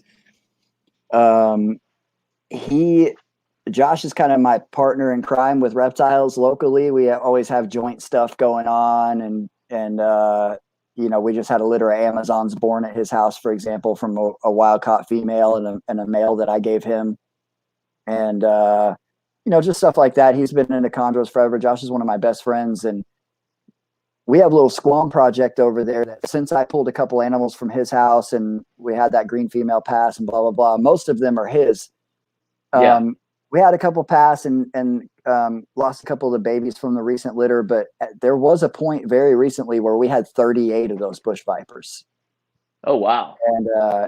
And but that was including a litter of 14 babies that had dropped over there. And that was Josh's first litter with that species. And so we still have a good number of them over there in every color. Got blue, black, red, yellow, like all of that. Got a couple of blacks over there and one that's growing up that looks like it's going to be black. But dude, I've got purple spot vipers. I have a gaboon viper. I've got rhino vipers.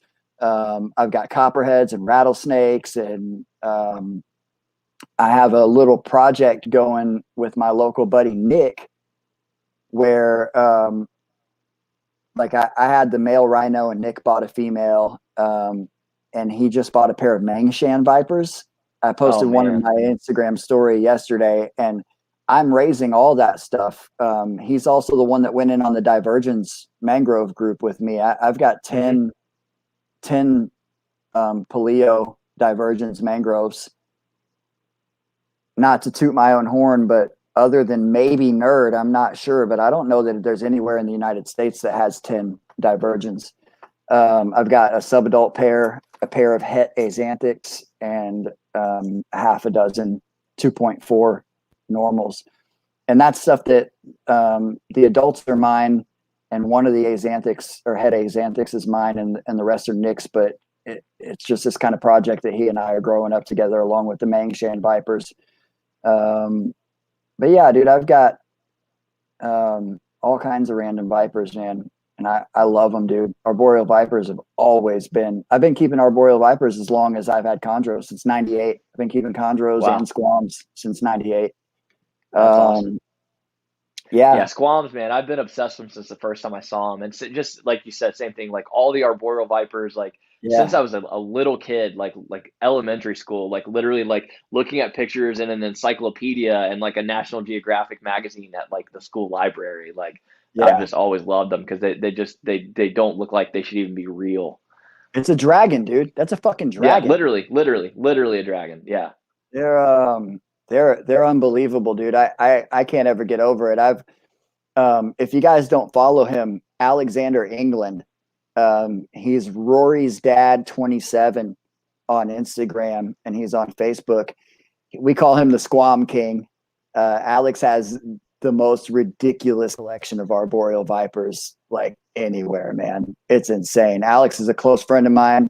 He shares some similar history with me, and I've been to his house and seen his shit, and it's fucking insane. That dude has I'm looking at his Instagram right now. He's got some killer shots on here. Dude, it's amazing. He had fucking Dante Fenolio come over and photograph his stuff, and he's got white he's got some amazing pictures on here. Dude, it's stupid what Alex has going on down there. And Alex is a really humble, really cool dude.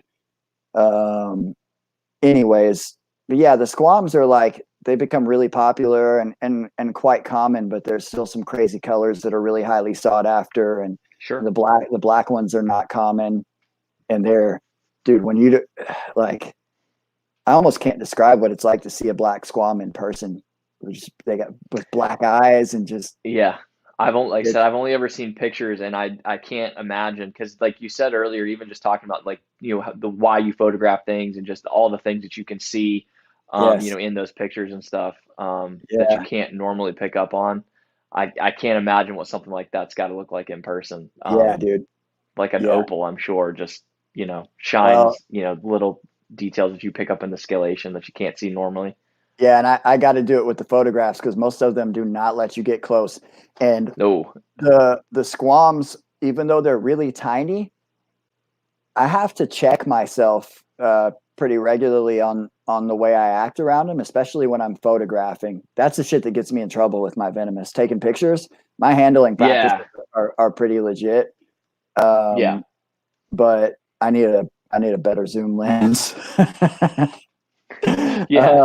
Because like I said, I saw some of the pictures. I'm like, that's pretty close, but you can, you know, obviously you never know what somebody's using to get those. I had some tricks. I've got some pretty legit tricks for photographing venomous stuff. It's just that, you know, I'm not like constantly putting myself in danger or anything. It's just that every once in a while I'm like, that was a little fucking sketchy, you know. Yeah, you kind of think about it right after the fact, and you're like, that was probably I'll realize that maybe briefly for a second, my hand may have been somewhere in the realm of a strike range, or an animal will strike and they come closer than what my brain was kind of computing. Well, you kind of have this, like, when you've done it I've been handling venomous since I was 12. And I've had a lot of venomous snakes, and the strike range and the way you work with these animals does become kind of second nature, but it's not something that you'd want to do absentmindedly, man. Yeah. You don't want to bet your life on it. You need to be really present when you're doing that. And it just blows my mind that I spent so many years high out of my fucking mind maintaining my venomous snakes, and and high, like really fucking wiped out on hard drugs and handling my venomous snakes. And that I never got bit like that. It's mind boggling, but I can't say I never got bit. I've never taken a bad envenomation before. Yeah. The closest thing I ever took was I took a really nasty Gila monster bite in like 2001. But yeah, man, definitely don't try that shit at home, kids. The venomous snakes that shit's no joke. We got a whole culture of motherfuckers right now, and I'm not going to bash free handlers either. Sure. But I was going to ask you if you wanted to touch on that a little bit. Yeah. It's not my thing, but I don't bash people for what their thing is. And a lot of people bash them for saying that it's going to ruin the hobby when people get bit and this and that.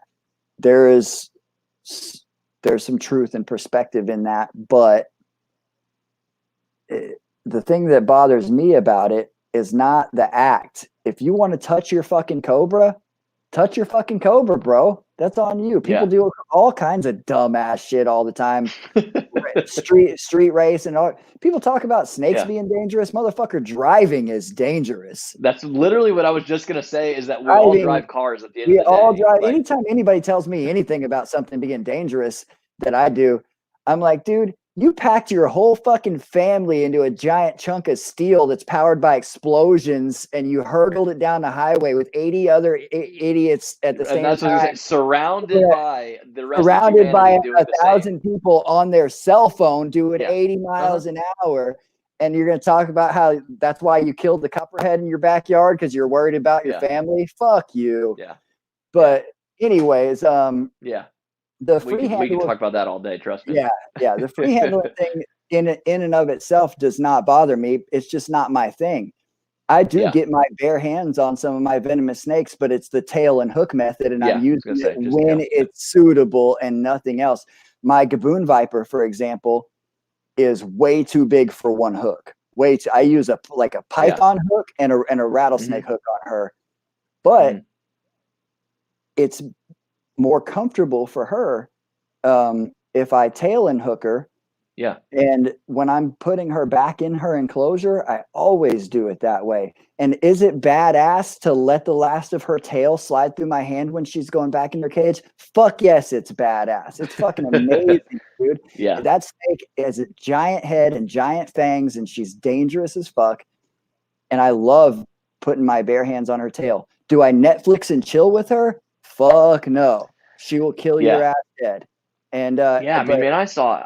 Go ahead. Sorry. No, go ahead. I don't have a problem with any of that, though. You want to be an idiot on your own time. That's cool, man. The thing that bothers me is the culture of the, hey, hold my beer shit. But even worse, the look at me, bro. Look what I'm doing. Look at me free handling this thing in my profile picture. Yes. Because it promotes other people doing that same fucking nonsense, dude. And it's just, look, I think it's really badass to see a picture of Tyler Nolan holding that fucking out like monocle cobra like that. It looks really cool.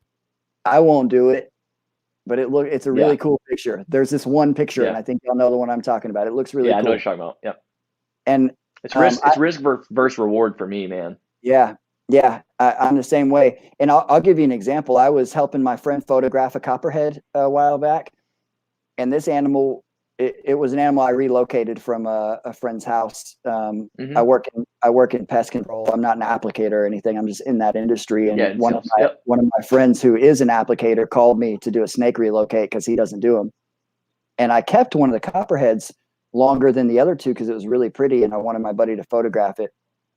And this animal was being super cooperative. You get these guys at free handle and they're like, oh, you just don't know your snakes. I understand my snakes. Look, dude, I've been doing this my whole life. This snake was super calm, showing zero signs of being defensive. it was crawling along a hook that has no scent, no heat signature, nothing, just simply a solid surface with no reason to react. And it bit the hook out of nowhere without the slightest sign of being tense. And it was a really subtle thing. And it did it twice in that session. That snake did that twice without showing any sign of being defensive or anything. Stress or reactive or nothing. Yeah. Nothing. It wasn't tense. Its tongue flicking didn't speed up. Nothing. And it put its fangs on that hook twice. There is no difference between that. So imagine what it's like crawling on your arm or your hand that does have a mammalian smell and a heat signature to that pit viper. Yeah. And when it's a copperhead, you're not going to die unless like, severe anaphylaxis kicks in or something like that. But right. Yeah. Some strange circumstance. Sure. But it's a bad fucking day. And Alexander England is missing the end of his fucking finger because of a copperhead. So, the tissue damage can be fucked up, and that's a really mild snake to get bit by. If you have ever seen a mamba envenomate its prey, it's not a dramatic thing. It's very subtle. Their fangs are right in the front, and they're really short, and they just touch, man. They just tap. They just barely touch it, and that's death. And it's just to me, it's too much. And again, do whatever you want. It's your thing. If you're gonna pull your venomous snakes out, do it with somebody there so that you don't die and your snake ends up dying because it's loose in your house or whatever, and all the rest of your animals are neglected for a week while you're rotting in your fucking bedroom or whatever. Because we've all heard those stories. That there was one that was on one of those like worst pets ever, BS like Discovery Channel documentaries where a lady got bit by her gaboon that, she was handling, and she like literally like penned a note before she died. And same thing, had a house full of venomous, and that was it. Yeah, man. So, again, it's like the hey, check me out, bro culture that I'm not a big fan of. And if that's even more importantly, if that's the reason you're getting these animals in the first place, that's fucked up. It's definitely not good for the animals. And these people are, for the most part, some of them are legit keepers. And when they're legit keepers, like some of these guys that people bash as free handlers are some of the most legit keepers in venomous keeping. I was going to make that point, man. Yes. The people that I see getting drugged through the mud are always the people where I'm like, actually, that's probably one of the few people that I'm like, he's at least doing things the right way by, educating people not to do what he's doing and the whole nine. And even, telling people that is fine because, people are they're going to do what they're going to do, whatever. Right. Strictly for the animals, just on the subject of the animals. Some of these guys are phenomenal keepers that take amazing care of their animals. And I'm all for that. But a lot of these check me out with my Gaboon Viper and my profile pic, bro, guys, keep that Gaboon Viper too hot and in a fucked up fucking aquarium and feed it too much and kill that thing in 6 months, Yeah. And, I started to say earlier, I saw a video of a guy, and he's literally like walking down the street, like up to some friends of his or whatever, and somebody's filming the cell phone video, and he's literally got this Gaboon and he's holding it like a baby, like right by and the head's right up by his neck. And I couldn't even watch the whole video. I mean, I wanted to throw up the second I saw it because, and I didn't even think about that aspect of it. It was like, if you're that ignorant to even just the way that animal's being held, like that's, it's not getting anything good from that experience, especially a Gaboon. That's not something that wants to be, up off the ground and all that, that's a stressful situation. They get really uncomfortable. They get really uncomfortable. Yeah. I mean, because you can see it even in videos, like you were saying about just even when they're being hooked, you can visibly see that they're just really not okay with what's going on. I mean, they want to be under leaf litter on the ground, connected, like, secure and chill. Yeah. And not bothered. My female Gaboon, even though she never does anything, like they literally sit there and do nothing for like fucking months on end. Just slugs. I'm still moving her into a bigger enclosure so that she can stretch out a little bit if she ever chooses to once a year Sure. or whatever. But she does not, even though that cage is smaller than what I think she should have, she does not like coming out of there. And when I go to put her back in, she's ready to get her ass back in there. I have no problem putting her back in her cage because she's like, just let me back into my little corner so I can do what I do. And when you start moving them around, they're not cool with it, man. They're not cool with it. Yeah, like I said, I hadn't even, just because it wasn't my initial thought process when I saw that of like, oh, this guy's an idiot for doing that. It's a terrible idea. The animal's got to be stressed. I didn't even think about like, okay, if he's doing that, like, how's he keeping it at home? Because I have seen some pretty awful keeping habits, and again, not to knock venomous, but I think you're right that there do seem to be some parallels between those people that are just keeping them like, hey bro, look at what I've got, the just to be a cowboy kind of thing and just to look cool because they have a venomous snake, are also those guys that are like the least willing to look into how to properly care for the animal, because again, they're not keeping it because they respect it and they love it. They're keeping it just to kind of show they're a badass or whatever. Yeah. That's unfortunate. Like, I don't know why I didn't draw those parallels, but that does make sense. Yeah. I mean, I've got some pictures that I took that are probably that I probably should have deleted and probably didn't because I'm a procrastinator, but I've got some pictures of me like handling just on a hook some of my stuff when I first got out of prison, because I'm all about taking pictures of everything, and I wanted to post pictures of me with some of my cool venomous snakes, and I did, and I look back on that just from 3 years ago, and I'm like embarrassed that I took a picture of myself just to post it, But we all got room to grow, man. Always. Yeah, always, man. Always. And there is I love my vipers, and I take a decent number of pictures of them, and I really should post more just because they're so pretty and they sit around in my house and nobody getting to look at them. I should post them more just to be able to share what they look like with people. I've got some really, really cool snakes over there that I just almost never post. Yeah. Welcome back, Bradley. Do y'all want to, I don't know how long we're going to go on this, but do y'all want to see a couple of snakes really quick? Yes, dude, please. I just have a few things where I'm at. I'm at an undisclosed location. I'm not at home right now, but all good, man. Hold on just a second. I can grab a couple of different things. I don't know what they're going to look like on the camera, but we're about to find out. It's all good, man. It's all good. Please. That's awesome, man. Yeah, so guys, I apologize. I've been indisposed for the last 45 minutes or so. Dude, you're good. Everybody was literally hilarious. Like the whole chat was going wild laughing at y'all. Well, I done got bit by 3 different snakes live on this. I don't know if y'all saw that. My hands bleeding. Like Rob was. Yeah, I saw him rubbing ball pythons on your face and stuff. So I figured that was what was going on. Yeah, and then I got tagged by this jungle jag. Oh wow! This is all bullshit. So bullshit. This is one of those divergence mangrove snakes, and these are venomous.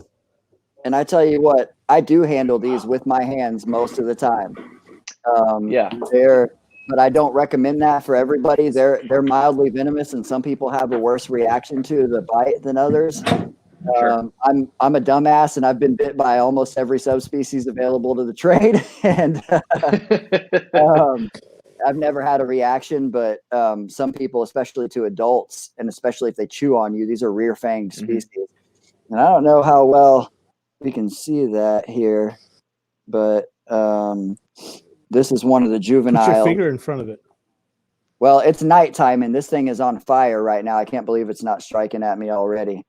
But this one has a particularly rough attitude. But they've got a blue belly. I was going to ask you if that, because it looks a little gray, but I've seen enough pictures of them to know that it's probably more blue than what it's showing up as. There is a grayish quality to the blue, and this is one of the more blue like ones. Yeah. Some of them are very gray. They're real variable. Some of them are just black and gray. This one is really fucking blue, and it's ready to nail whatever. That's a great shot right there. Yeah. Yeah. This perch is from Specialty Enclosure Designs. David Brahms he 3D prints these perches, and they're badass. I use them for chondros, Amazons, the Mangshan vipers, these guys right here, the mangroves. They're just awesome little perches. But this species right here, I've always had a thing for mangrove snakes, but this is like the pinnacle of mangrove snakes. This thing, they're really rare in captivity. You can't export stuff from the Philippines. These are captive bred in Russia, and they were imported through Canada. And they say this is one of the 8 juveniles that we have, but they're just they're really unbelievable species, man. Really like these guys. That's beautiful, man. Yeah. Now, if you would just educate me as somebody that's very ignorant on, like, I know of mangrove snakes, but I don't know a lot about them. When you say divergence, is that a locality specifically, or is that like a so that's a subspecies? This is a subspecies of, well, and I haven't checked the current taxonomy because I see some people listing some of the subspecies as full species. Right. So there's Boiga dendrophila, which is the mangrove snake, and then there's the subspecies divergens, which is from the Philippines. They are the common name is the Luzon mangrove snake. And I'm gonna try not to get bit in the face while I'm sitting here talking about it. But I'd rather you not. The common name is I've almost been bitten in the face by a really big mangrove snake one time. I believe it. I've seen the way they strike. I mean, they've got some size to them when they get big. I had a 7-foot plus female, come so close to biting me in the eye that I felt the wind from the strike on my fucking eyeball. That's amazing. I mean, it's terrible, but it's also amazing. Yeah. Now these guys, there's an island in there it is. And I want to see if I can show this strike pose to you guys, because their threat display is like it's beautiful. It's the most beautiful thing. Yeah. I want to see it's one to zoning in my face right now. But I was gonna say, yeah. Because I've seen Barchek when he's handled his, and it is, man. It's just, especially like the full size adults. It's so impressive, and it's just it's just such a beautiful pose. Like it's menacing, but at the same time, like I said, I just think there's something beautiful about the way their body is shaped. Their size is really impressive, and they're pose. Just like a little pistol, man, just ready. Mm-hmm. I love it. Yeah.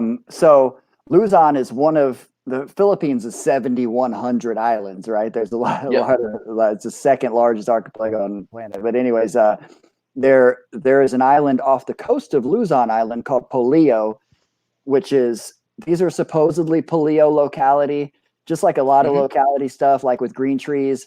I sometimes wonder if they just assign that locality name to the ones that are prettier or whatever, because I've seen some that were labeled as straight Luzon that were just as nice as any Polillos. But it does seem that the more colorful ones come from Polillo Island.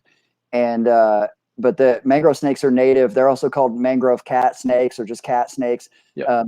They're native to all over Southeast Asia, Malaysia, and just there's multiple subspecies in the Philippines.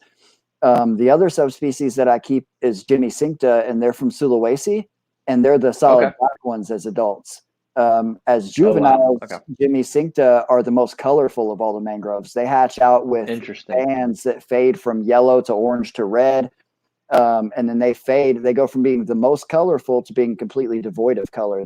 Jimmy Cincta becomes a solid black, super iridescent adult.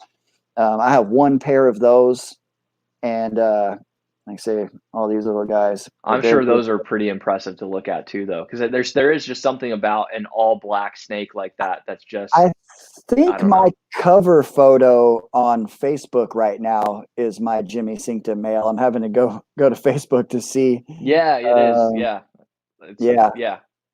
Yeah, sure is. Yeah, that's my Jimmy Cincta male.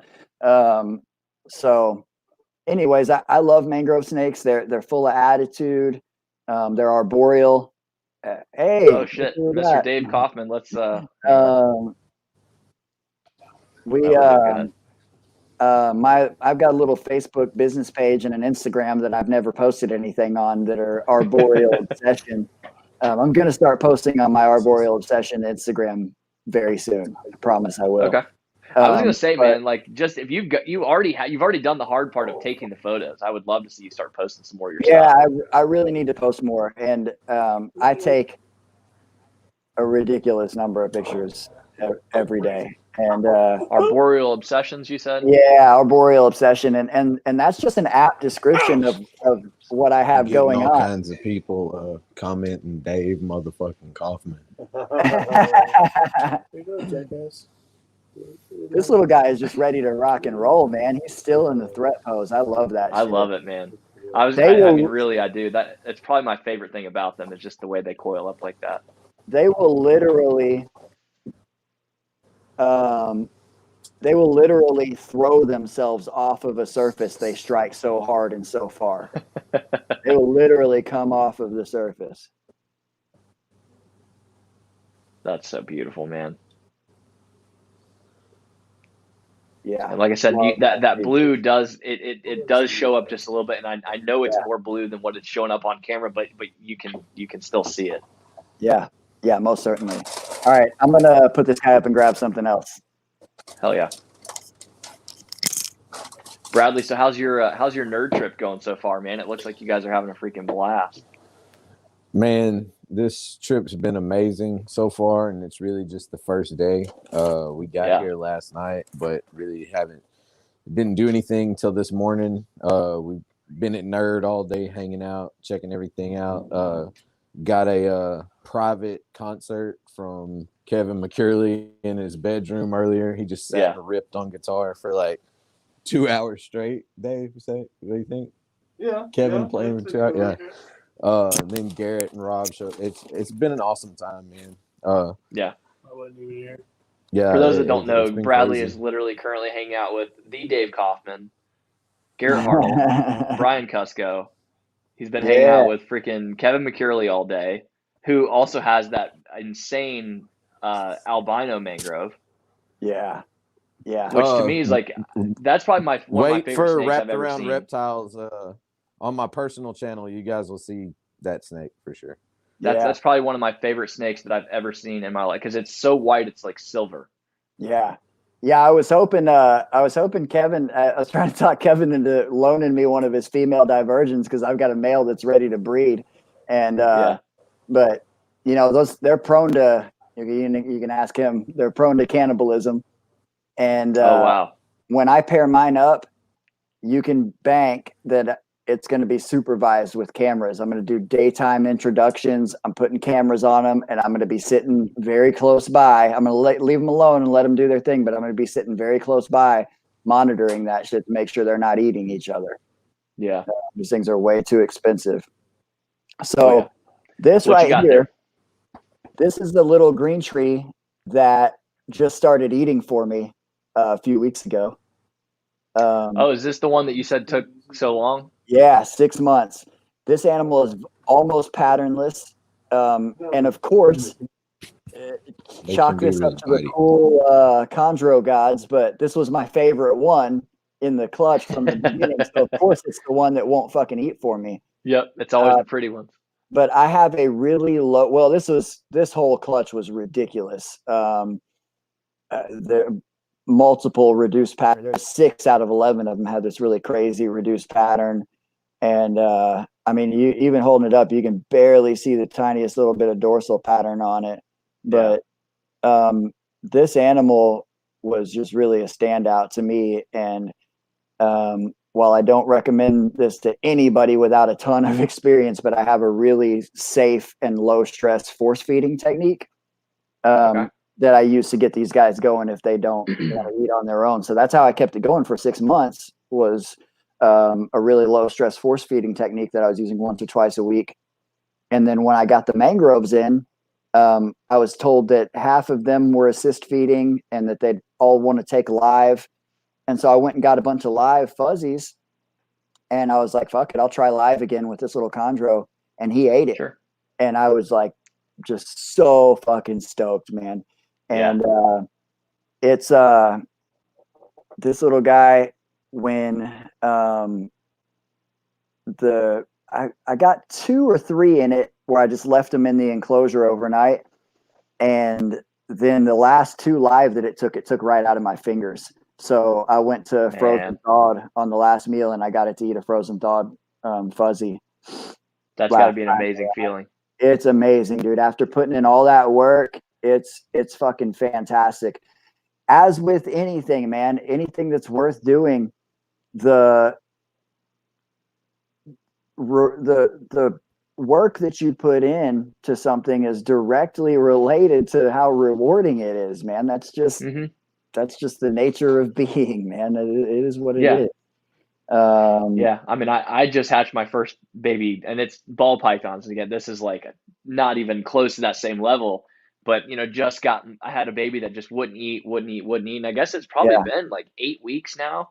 Yeah. And but it wasn't losing weight. I mean, I was weighing it every day. I think it's there at the end. It had lost 2 grams, so I wasn't stressed. But it's frustrating. You feel like you're doing something wrong, or you're failing the baby, or just whatever. But man, yeah, it's now taken 2 frozen thawed meals on its own. I never had to feed it live, but it was like even that was just, and again, it's the first babies I've ever had. So that's my first experience I've ever had to deal with something like that. So I can't imagine at 6, going 6 months and the work of having to assist feed that long and just to keep it alive, and then just to see it finally turn on. That's awesome, man. That's so great. Yeah, it's even when chondro breeders will tell you, oh, there's nothing more rewarding than when a baby just eats the first time. That is super, super rewarding. But as we were talking about, this goes way back to the beginning, we're talking about the opposing forces. Chondros, it would not be so fucking rewarding for them to eat first time if it wasn't for the fact that most of them do not do that they are a pain in the ass to get started. These things are super easy to keep, like I said, but breeding is a motherfucker. Babies are a motherfucker. They will break your heart. They will die. They will cause you frustration and sleep deprivation and all kinds of other fucked up negative emotions. They'll have you wanting to chunk them across the room. But ultimately, if you're crazy and stupid enough to stick with it, like some of us are, it will be very rewarding. And what I love about green tree pythons, if they were super easy to breed and to establish, they'd be ball pythons. They wouldn't be green tree pythons. And that's what I was just gonna say. Yeah. But what I love about that is that it has a tendency to weed out the people who are not super dedicated. And I've been watching people come in and out of it for a long time, and for a lot of different reasons. And there's only a handful of us that stick with it. And like I say, we're all crazy and maybe other things, but no. And I draw parallels to that with like the super dwarf stuff, cause it's like, not everybody has the patience to raise a female for 5 years just to see if she'll maybe go for that first year that she's ready, you know? Especially in the retic world, when people are wanting their full size retics to be breeding at 3 years old. That was, if not 2. Like pushing them as fast as, everything. And that's the world these days anyways. Everyone's impatient. Everybody wants everything right now.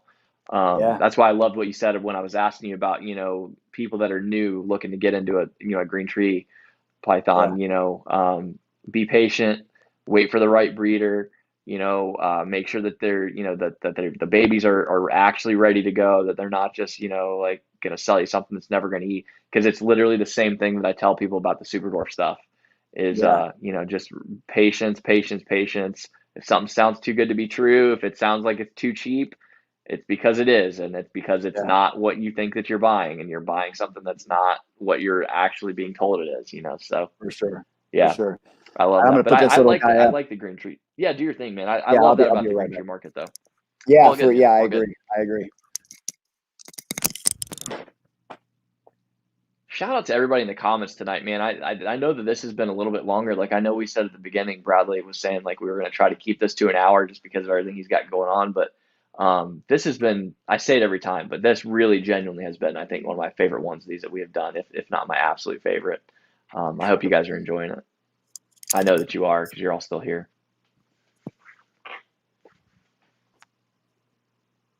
And you know what? That all that same stuff goes on in the chondro world too. You got people that are impatient and trying to grow animals too fast and pair them too quickly and all of that stuff. But because they are less tolerant of that type of stuff, people don't get away with it. I said this on a podcast with Bill Strand, the Chameleon Academy podcast. I said that there were, and he made a little soundbite of the quote, but I said essentially that there was no such thing as like a, I can't remember the word I used, delicate or sensitive, but basically said there's no such thing as a delicate reptile, that these things live in jungles and deserts and endure things that we could never endure. And just like what we were talking about, their life is hell where they come from. Yeah, exactly. And they, when we say an animal is high maintenance, that it is sensitive, and I think sensitive was the actual word that I used in that podcast, but all that means is that we don't have a fucking clue what we're doing with them. It doesn't mean they're hard to take care of, or that they're a particularly sensitive animal. We just don't know what we're doing with them. And you have animals that are more or less tolerant of neglect and abuse. That's the truth of it. Yeah. Bearded dragons, ball pythons, and things like crested geckos, corn snakes, those animals are highly tolerant. It's not that they're super easy to take care of, it's that they're highly tolerant of abuse and neglect. And that's why they're so popular and so common, because you got to really fuck some shit up to kill one. You know? How many times have you seen a dead crested gecko? You know what I'm saying? Yeah, I mean, I told this story the other day. My buddy literally had a friend of his that works for an apartment complex call him, and she's like, hey, you know, we had a tenant move out and she's been gone for like a month, and we went in to clean out the apartment and there was a shoebox that had a crested gecko in it. Yeah. And so this thing's been in there, not being fed, you know, just chilling in a shoebox in the dark for at least easily a month. And then why it was in a shoebox to begin with, how was it being kept even when it was being fed and taken care of or whatever. And it was fine. And it's still fine. You know, people talk about them dropping their tails. It still has its tail. Like it has, you know, it's just, and again, like that was an animal that was super neglected and somehow is still perfectly okay. And that how is because they're tough as shit, man. They are really tough. Even tiny little thumbnail dart frogs and shit like that from, you know, they are physically delicate in proportion to our size, but as far as what they're capable of enduring, they're tougher than we are.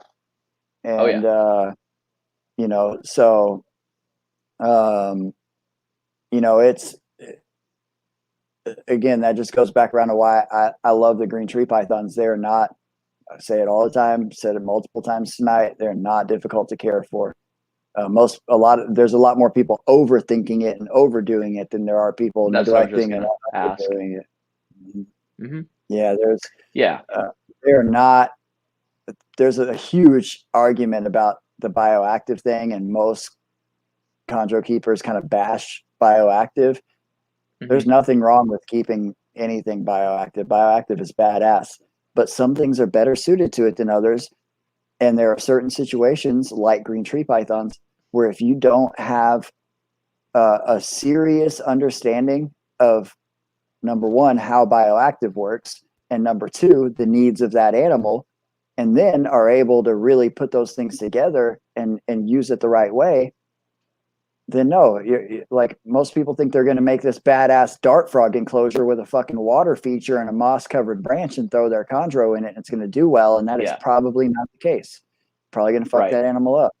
I would love to have some big bioactive chondro enclosures. I just haven't really set aside or dedicated the space to it because I've got way too many snakes.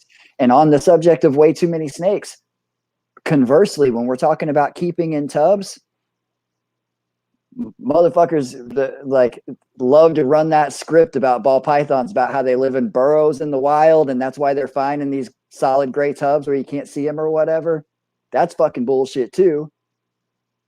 I keep chondros in tubs on newspaper with fucking PVC perches. I keep them in very plain enclosures. They're smaller than what they should be in. I also have some in big badass PVC enclosures, and I have some with natural perches and live plants and blah, blah, blah. Nothing bioactive, but some more naturalistic features. While live plants do improve air quality and reduce stress and increase humidity and all that, I also put them in there because they look really nice and I like it. I keep chondros in tubs. Yes. And I keep chondros in tubs and on PVC and paper for me because it is easier to keep more snakes like that. There is anybody who says that that's not why they keep their ball pythons like that.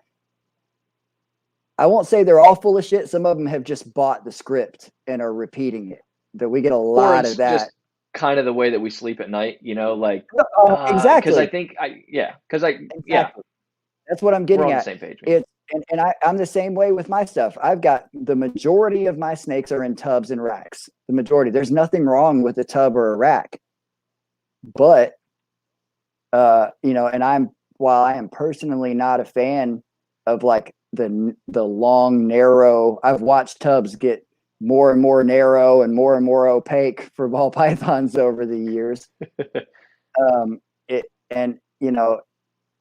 That's not my thing. Keep them however you want if their needs are being met, right? Yeah. But don't say that that's the right way to do it. Just man up and admit that you do that because it's easier to keep a larger number of snakes that way. Period, man. There's no other way around that. That's just what it is. That's why I keep mine the way I keep them, because I like having a shitload of snakes. I've got way too many of them, and I keep them that way because it's easier. Yeah. Yeah. I mean, I've got 25 snakes just in this room, and this is a tiny room. If I had 25 snakes and I kept them realistically the way that I would love to keep them all, first of all, I don't think I could afford all the enclosures. And and I would have stuff either not dying, but I would have stuff that would be not in the best of condition because there's no freaking way in hell I'd be able to keep up with all the maintenance on my own. It just wouldn't be feasible. And so therefore I'd have to dial back those numbers. I'd have to have 10 animals, if I kept them all exactly the way that I would really love to see them kept. Yeah. But all my animals are perfectly happy and healthy and content and well fed, and they all eat and the whole nine, with the way that I keep them. So I fully agree with that, man. And I love that about Barczyk within the last, few years, that when he, with the Reptarium and all that, like he has really openly said that exactly what you just said, that, guys, like I would love to keep, to breed all the ball pythons that I breed that you guys love to buy from me in, bigger enclosures that are more, like interactive or whatever you want to call it, more proper or whatever, more natural. But I would have to like quadruple the price on every animal that I sell. And until the entire industry goes that direction, it's just not feasible. As a business, you're done. Like there's just no way to do it that way. Yeah. But that's why, So I like the idea of like a smaller collection, that you can kind of keep that way. And so that, again, there's different ways to do it all, man. As long as the animals are healthy at the end of the day. Yeah. And that's why I don't bash any of it. I just ask people be honest with themselves about why they're doing the things that they're doing. Yeah. And that's fine. In any aspect of life, man, if you dig it, you dig it. I don't bash people for their religions, their political beliefs, or how they keep their snakes. But when it comes to keeping animals, there's a different element. When you're online posting about your religious or political beliefs, it's just some words and thoughts, and literally the implications rarely are anything more than just that, or possibly having somebody yell at you on Facebook, some fucking keyboard warrior or whatever. Yeah, with animal but it doesn't affect me at the end of the day. Mm-hmm. With animal keeping, we have animals' lives that we are responsible for. They are our captives, and so there is an entirely different element there. Nevertheless, if the animal's needs are being met, then we're kind of just building upon it from that. And there's Tom Crutchfield is fond of saying something, he's got a lot of quotes, but one of them something along the lines of, there's no right or wrong way. And I disagree. there's a lot of right ways and there are definitely wrong ways, right? Like your fucking your Pac-Man frog should not be on sand with a heat light, right? That's wrong. Yeah, right. Yeah. But I've seen Pac-Man frogs raised in deli cups with some wet substrate and did just fine, So yeah. I mean, until they're too big to actually fit in the deli cup. But so lots of right ways, definitely wrong ways. But everybody bashing each other about it is just silly. Goes back to what I said in the beginning, and we're all just keeping snakes in boxes. Yeah, man. And that echoes the sentiment that we started this all with, and that continues to come up, is that, I just wish that everybody would take a second sometimes before they make that hateful post on some freaking Facebook group to some new guy that's asking questions, and just remind ourselves that, like, at the end of the day, we're all in this mostly for a lot of the same reasons, and that's because we love these animals. Like, something about these animals, what it's going to be different maybe for a lot of us, but something about these animals sparked our interest, and now we have them. And so at the end of the day, like, agree or disagree or whatever on how we're keeping them, as long as the animal's healthy and we're not doing anything that's to the detriment of that animal. Yeah. Who cares? It's all just a matter of opinion. And you keep yours your way and I'll keep mine my way. And as long as they're both healthy and thriving and the whole nine, and we can argue over what's thriving and what's not. But again, that's semantics. It doesn't matter. The animal is healthy. It's not sick. So unless you see somebody, and even if you do see somebody that's keeping something completely wrong, keeping a Pac-Man frog on sand with a heat lamp, help them out. But even then, there's a exactly. There's a proper way to approach that. And a way that they're going to be much more receptive to as well. That's going to keep those people in the hobby. You just nailed it with the receptive thing, because I was having that exact thought at that exact moment. I was thinking about how many times I've taken the time to send somebody a private message so that they wouldn't feel like they're being attacked. And it sucks that I have to approach people like that, because people are just pussies sometimes and get super defensive over anything that they feel like the internet is public and they're being publicly attacked. Publicly shamed, or and I challenge you to find me being negative in one of my posts online. I challenge you. I'm not saying I've never done it before, but I challenge you to find it. We've all been there. I made a comment on one of Bill Stiegel's posts a few days ago that was really out of character. I got a lot of laugh emojis out of it or reactions out of it, and so I didn't delete it or anything. I thought it was pretty fucking funny. Most of the time, if I speak out on something like that, it's also because I think it's funny. Along with snakes and photography, I have a thing for making people laugh, and I'll do it at the expense of myself and others if I have to. Sure. But anyways, I challenge you to, like, ever find me being cruel or just negative in general. It's just not my thing. I'd rather keep my fucking mouth shut. Like mom says, if you ain't got nothing nice to say, shut the fuck up. Right. Yep. So, but I've gone out of my way, countless times to message somebody and be like, and look, some of them would get defensive even in the message. Yeah. And I had this girl block me a while back because she posted a picture locally of a sidewinder rattlesnake. This is a young girl that clearly had minimal experience keeping anything. Had a sidewinder that was morbidly fucking obese. Most sedentary terrestrial vipers like that do not need to eat very much. She was feeding this animal oversized meals weekly. So feeding it like a ball python. There is no reason any healthy rattlesnake anywhere ever that's even a subadult should eat weekly, any meal size. Like, there's just no reason for weekly feeding of a viper like that. And anyways, I that was an example where it was still bad for me, and she got all defensive and talked a bunch of shit and blocked me when I was just trying to help her and her snake, more her snake than her. I was much more concerned about her snake than her, but of course, because you know that animal's going to die, and unnecessarily so. But to go back to what you were saying, publicly, it would benefit us and the people that we're trying to help if we do pay attention to how we approach somebody. sometimes people get defensive regardless of how careful we are. And if you tried, you tried.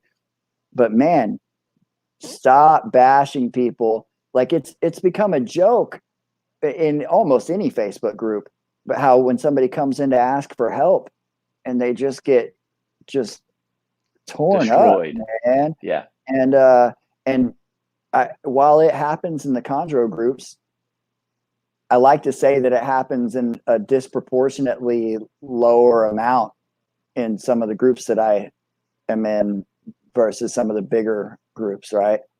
But it's terrible. And if you see somebody doing something wrong, it doesn't hurt you. If you're going to say anything at all, be helpful and be supportive. And if they don't accept it or they don't change or they still fuck their animal up, that's on them, man. But and at least you put yourself out there the right way. And a lot of people don't think about the fact that, like you said, that like stuff when you post it like that it's there forever, so like if I was to get into green trees, for example, and I went into a Facebook group and I started searching through just trying to find some answers to questions maybe I already have that I think have already been asked. Yeah. If that's the first stuff that I come across, and say I don't even have one yet, if that's the first time stuff I come across, it's like, you know what? Fuck this. I don't want any part of this community. Turn you off. So one of two things will happen is maybe I don't get one at all, which nobody really loses in that, but the market stays smaller, right? Which some people might be happy about. And I think I'll get on to that in a second. I think that's part of why some people act that way. Yeah. Or what'll happen is I will get one and it won't be properly taken care of because I'll be so afraid to ask for help that I'll kill the thing before I'll reach out to anybody because I'm so afraid of being shamed for having something happen. And so what else I was going to say was just that I feel like, man, a lot of people that are especially in the bigger groups, the sad reality is I think that's a lot of people, that's all they have, man. All they have in their lives are these animals and maybe they have been keeping them for a long time, right? And maybe they do have all the answers on how to keep them properly. And I feel like they take it all so personally.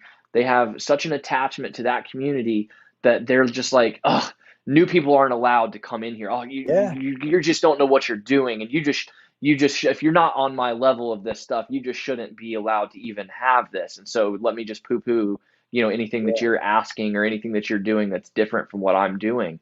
And I hate that about the community because I just wish that people would realize that we are our own worst enemies a lot of times as a community when we do stuff like that. Because, you just never know who could be the next really great advocate for us, or just the next up and coming amazing breeder that could bring something really wonderful somewhere, man. We all to the hobby. None of us were born with this shit, and none of us really, really know what we're talking about. So exactly, man. Just to circle back to it. That's all an ego thing. Well, Patrick, man, I feel like we have covered a lot tonight, dude. This has been such a freaking joy. I have absolutely loved talking to you, man. We're definitely gonna have to circle up and talk some more, outside of this stuff. I love your energy, dude. I love just just going back to it, man. I think perspective in life is important. Some of the angriest people or just the staunchest, most opinionated people that I've ever met are people that I know that from talking to them and hearing their life stories that they don't have enough perspective in their life. They haven't gone through enough hardship. They haven't, failed enough or whatever. And great for them. I'm happy for those people to have not struggled. Right. And, struggle. It sucks when you're going through it, but it's also on the back end. You come through it with just a whole new appreciation for stuff and an appreciation for people. And just, again, that perspective. And you definitely have that. So hearing a little piece of your history and your story, it makes a lot of sense, man. Your level of success and the stuff that you do makes a lot of sense to me. And that might sound backwards to some people that would say like, oh, somebody that would, has a history of, drug abuse and this, that, and the other, to say that is why they are so successful now might sound backwards, but I truly believe that, man. I think that you can leverage that as an advantage. Yeah, absolutely. Sure. All the fucked up things that I've done in my life, mostly to myself, which thereby hurt people all around me. right? Hurting myself, hurt people all around me for a long time.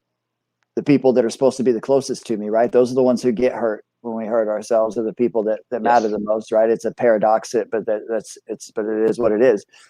And I wouldn't take back any of that shit. I wouldn't take back any of it. Not because I don't want to take back all the pain that I caused my mom and my grandma and my brothers and all those people, but because I would not be who I am right now if I hadn't been through all that shit. It is strength through struggle and through pain, right? Yep. And failing and falling down is where it's at, man. That's where it's at. That's where life is at, man. The struggle. And I'm not telling you that we should always be like David Goggins and try to fucking run head first, hustling into everything all the time.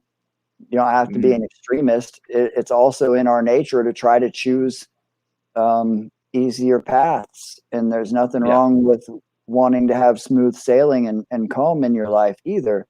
But growth comes from the struggle, man. Period. There's not another way to learn. You have to fail. There is no success without failure. Just goes right back to what we talked about from the beginning. No light without dark, man. Yep. There's no escaping all that. Balance. Hell yeah.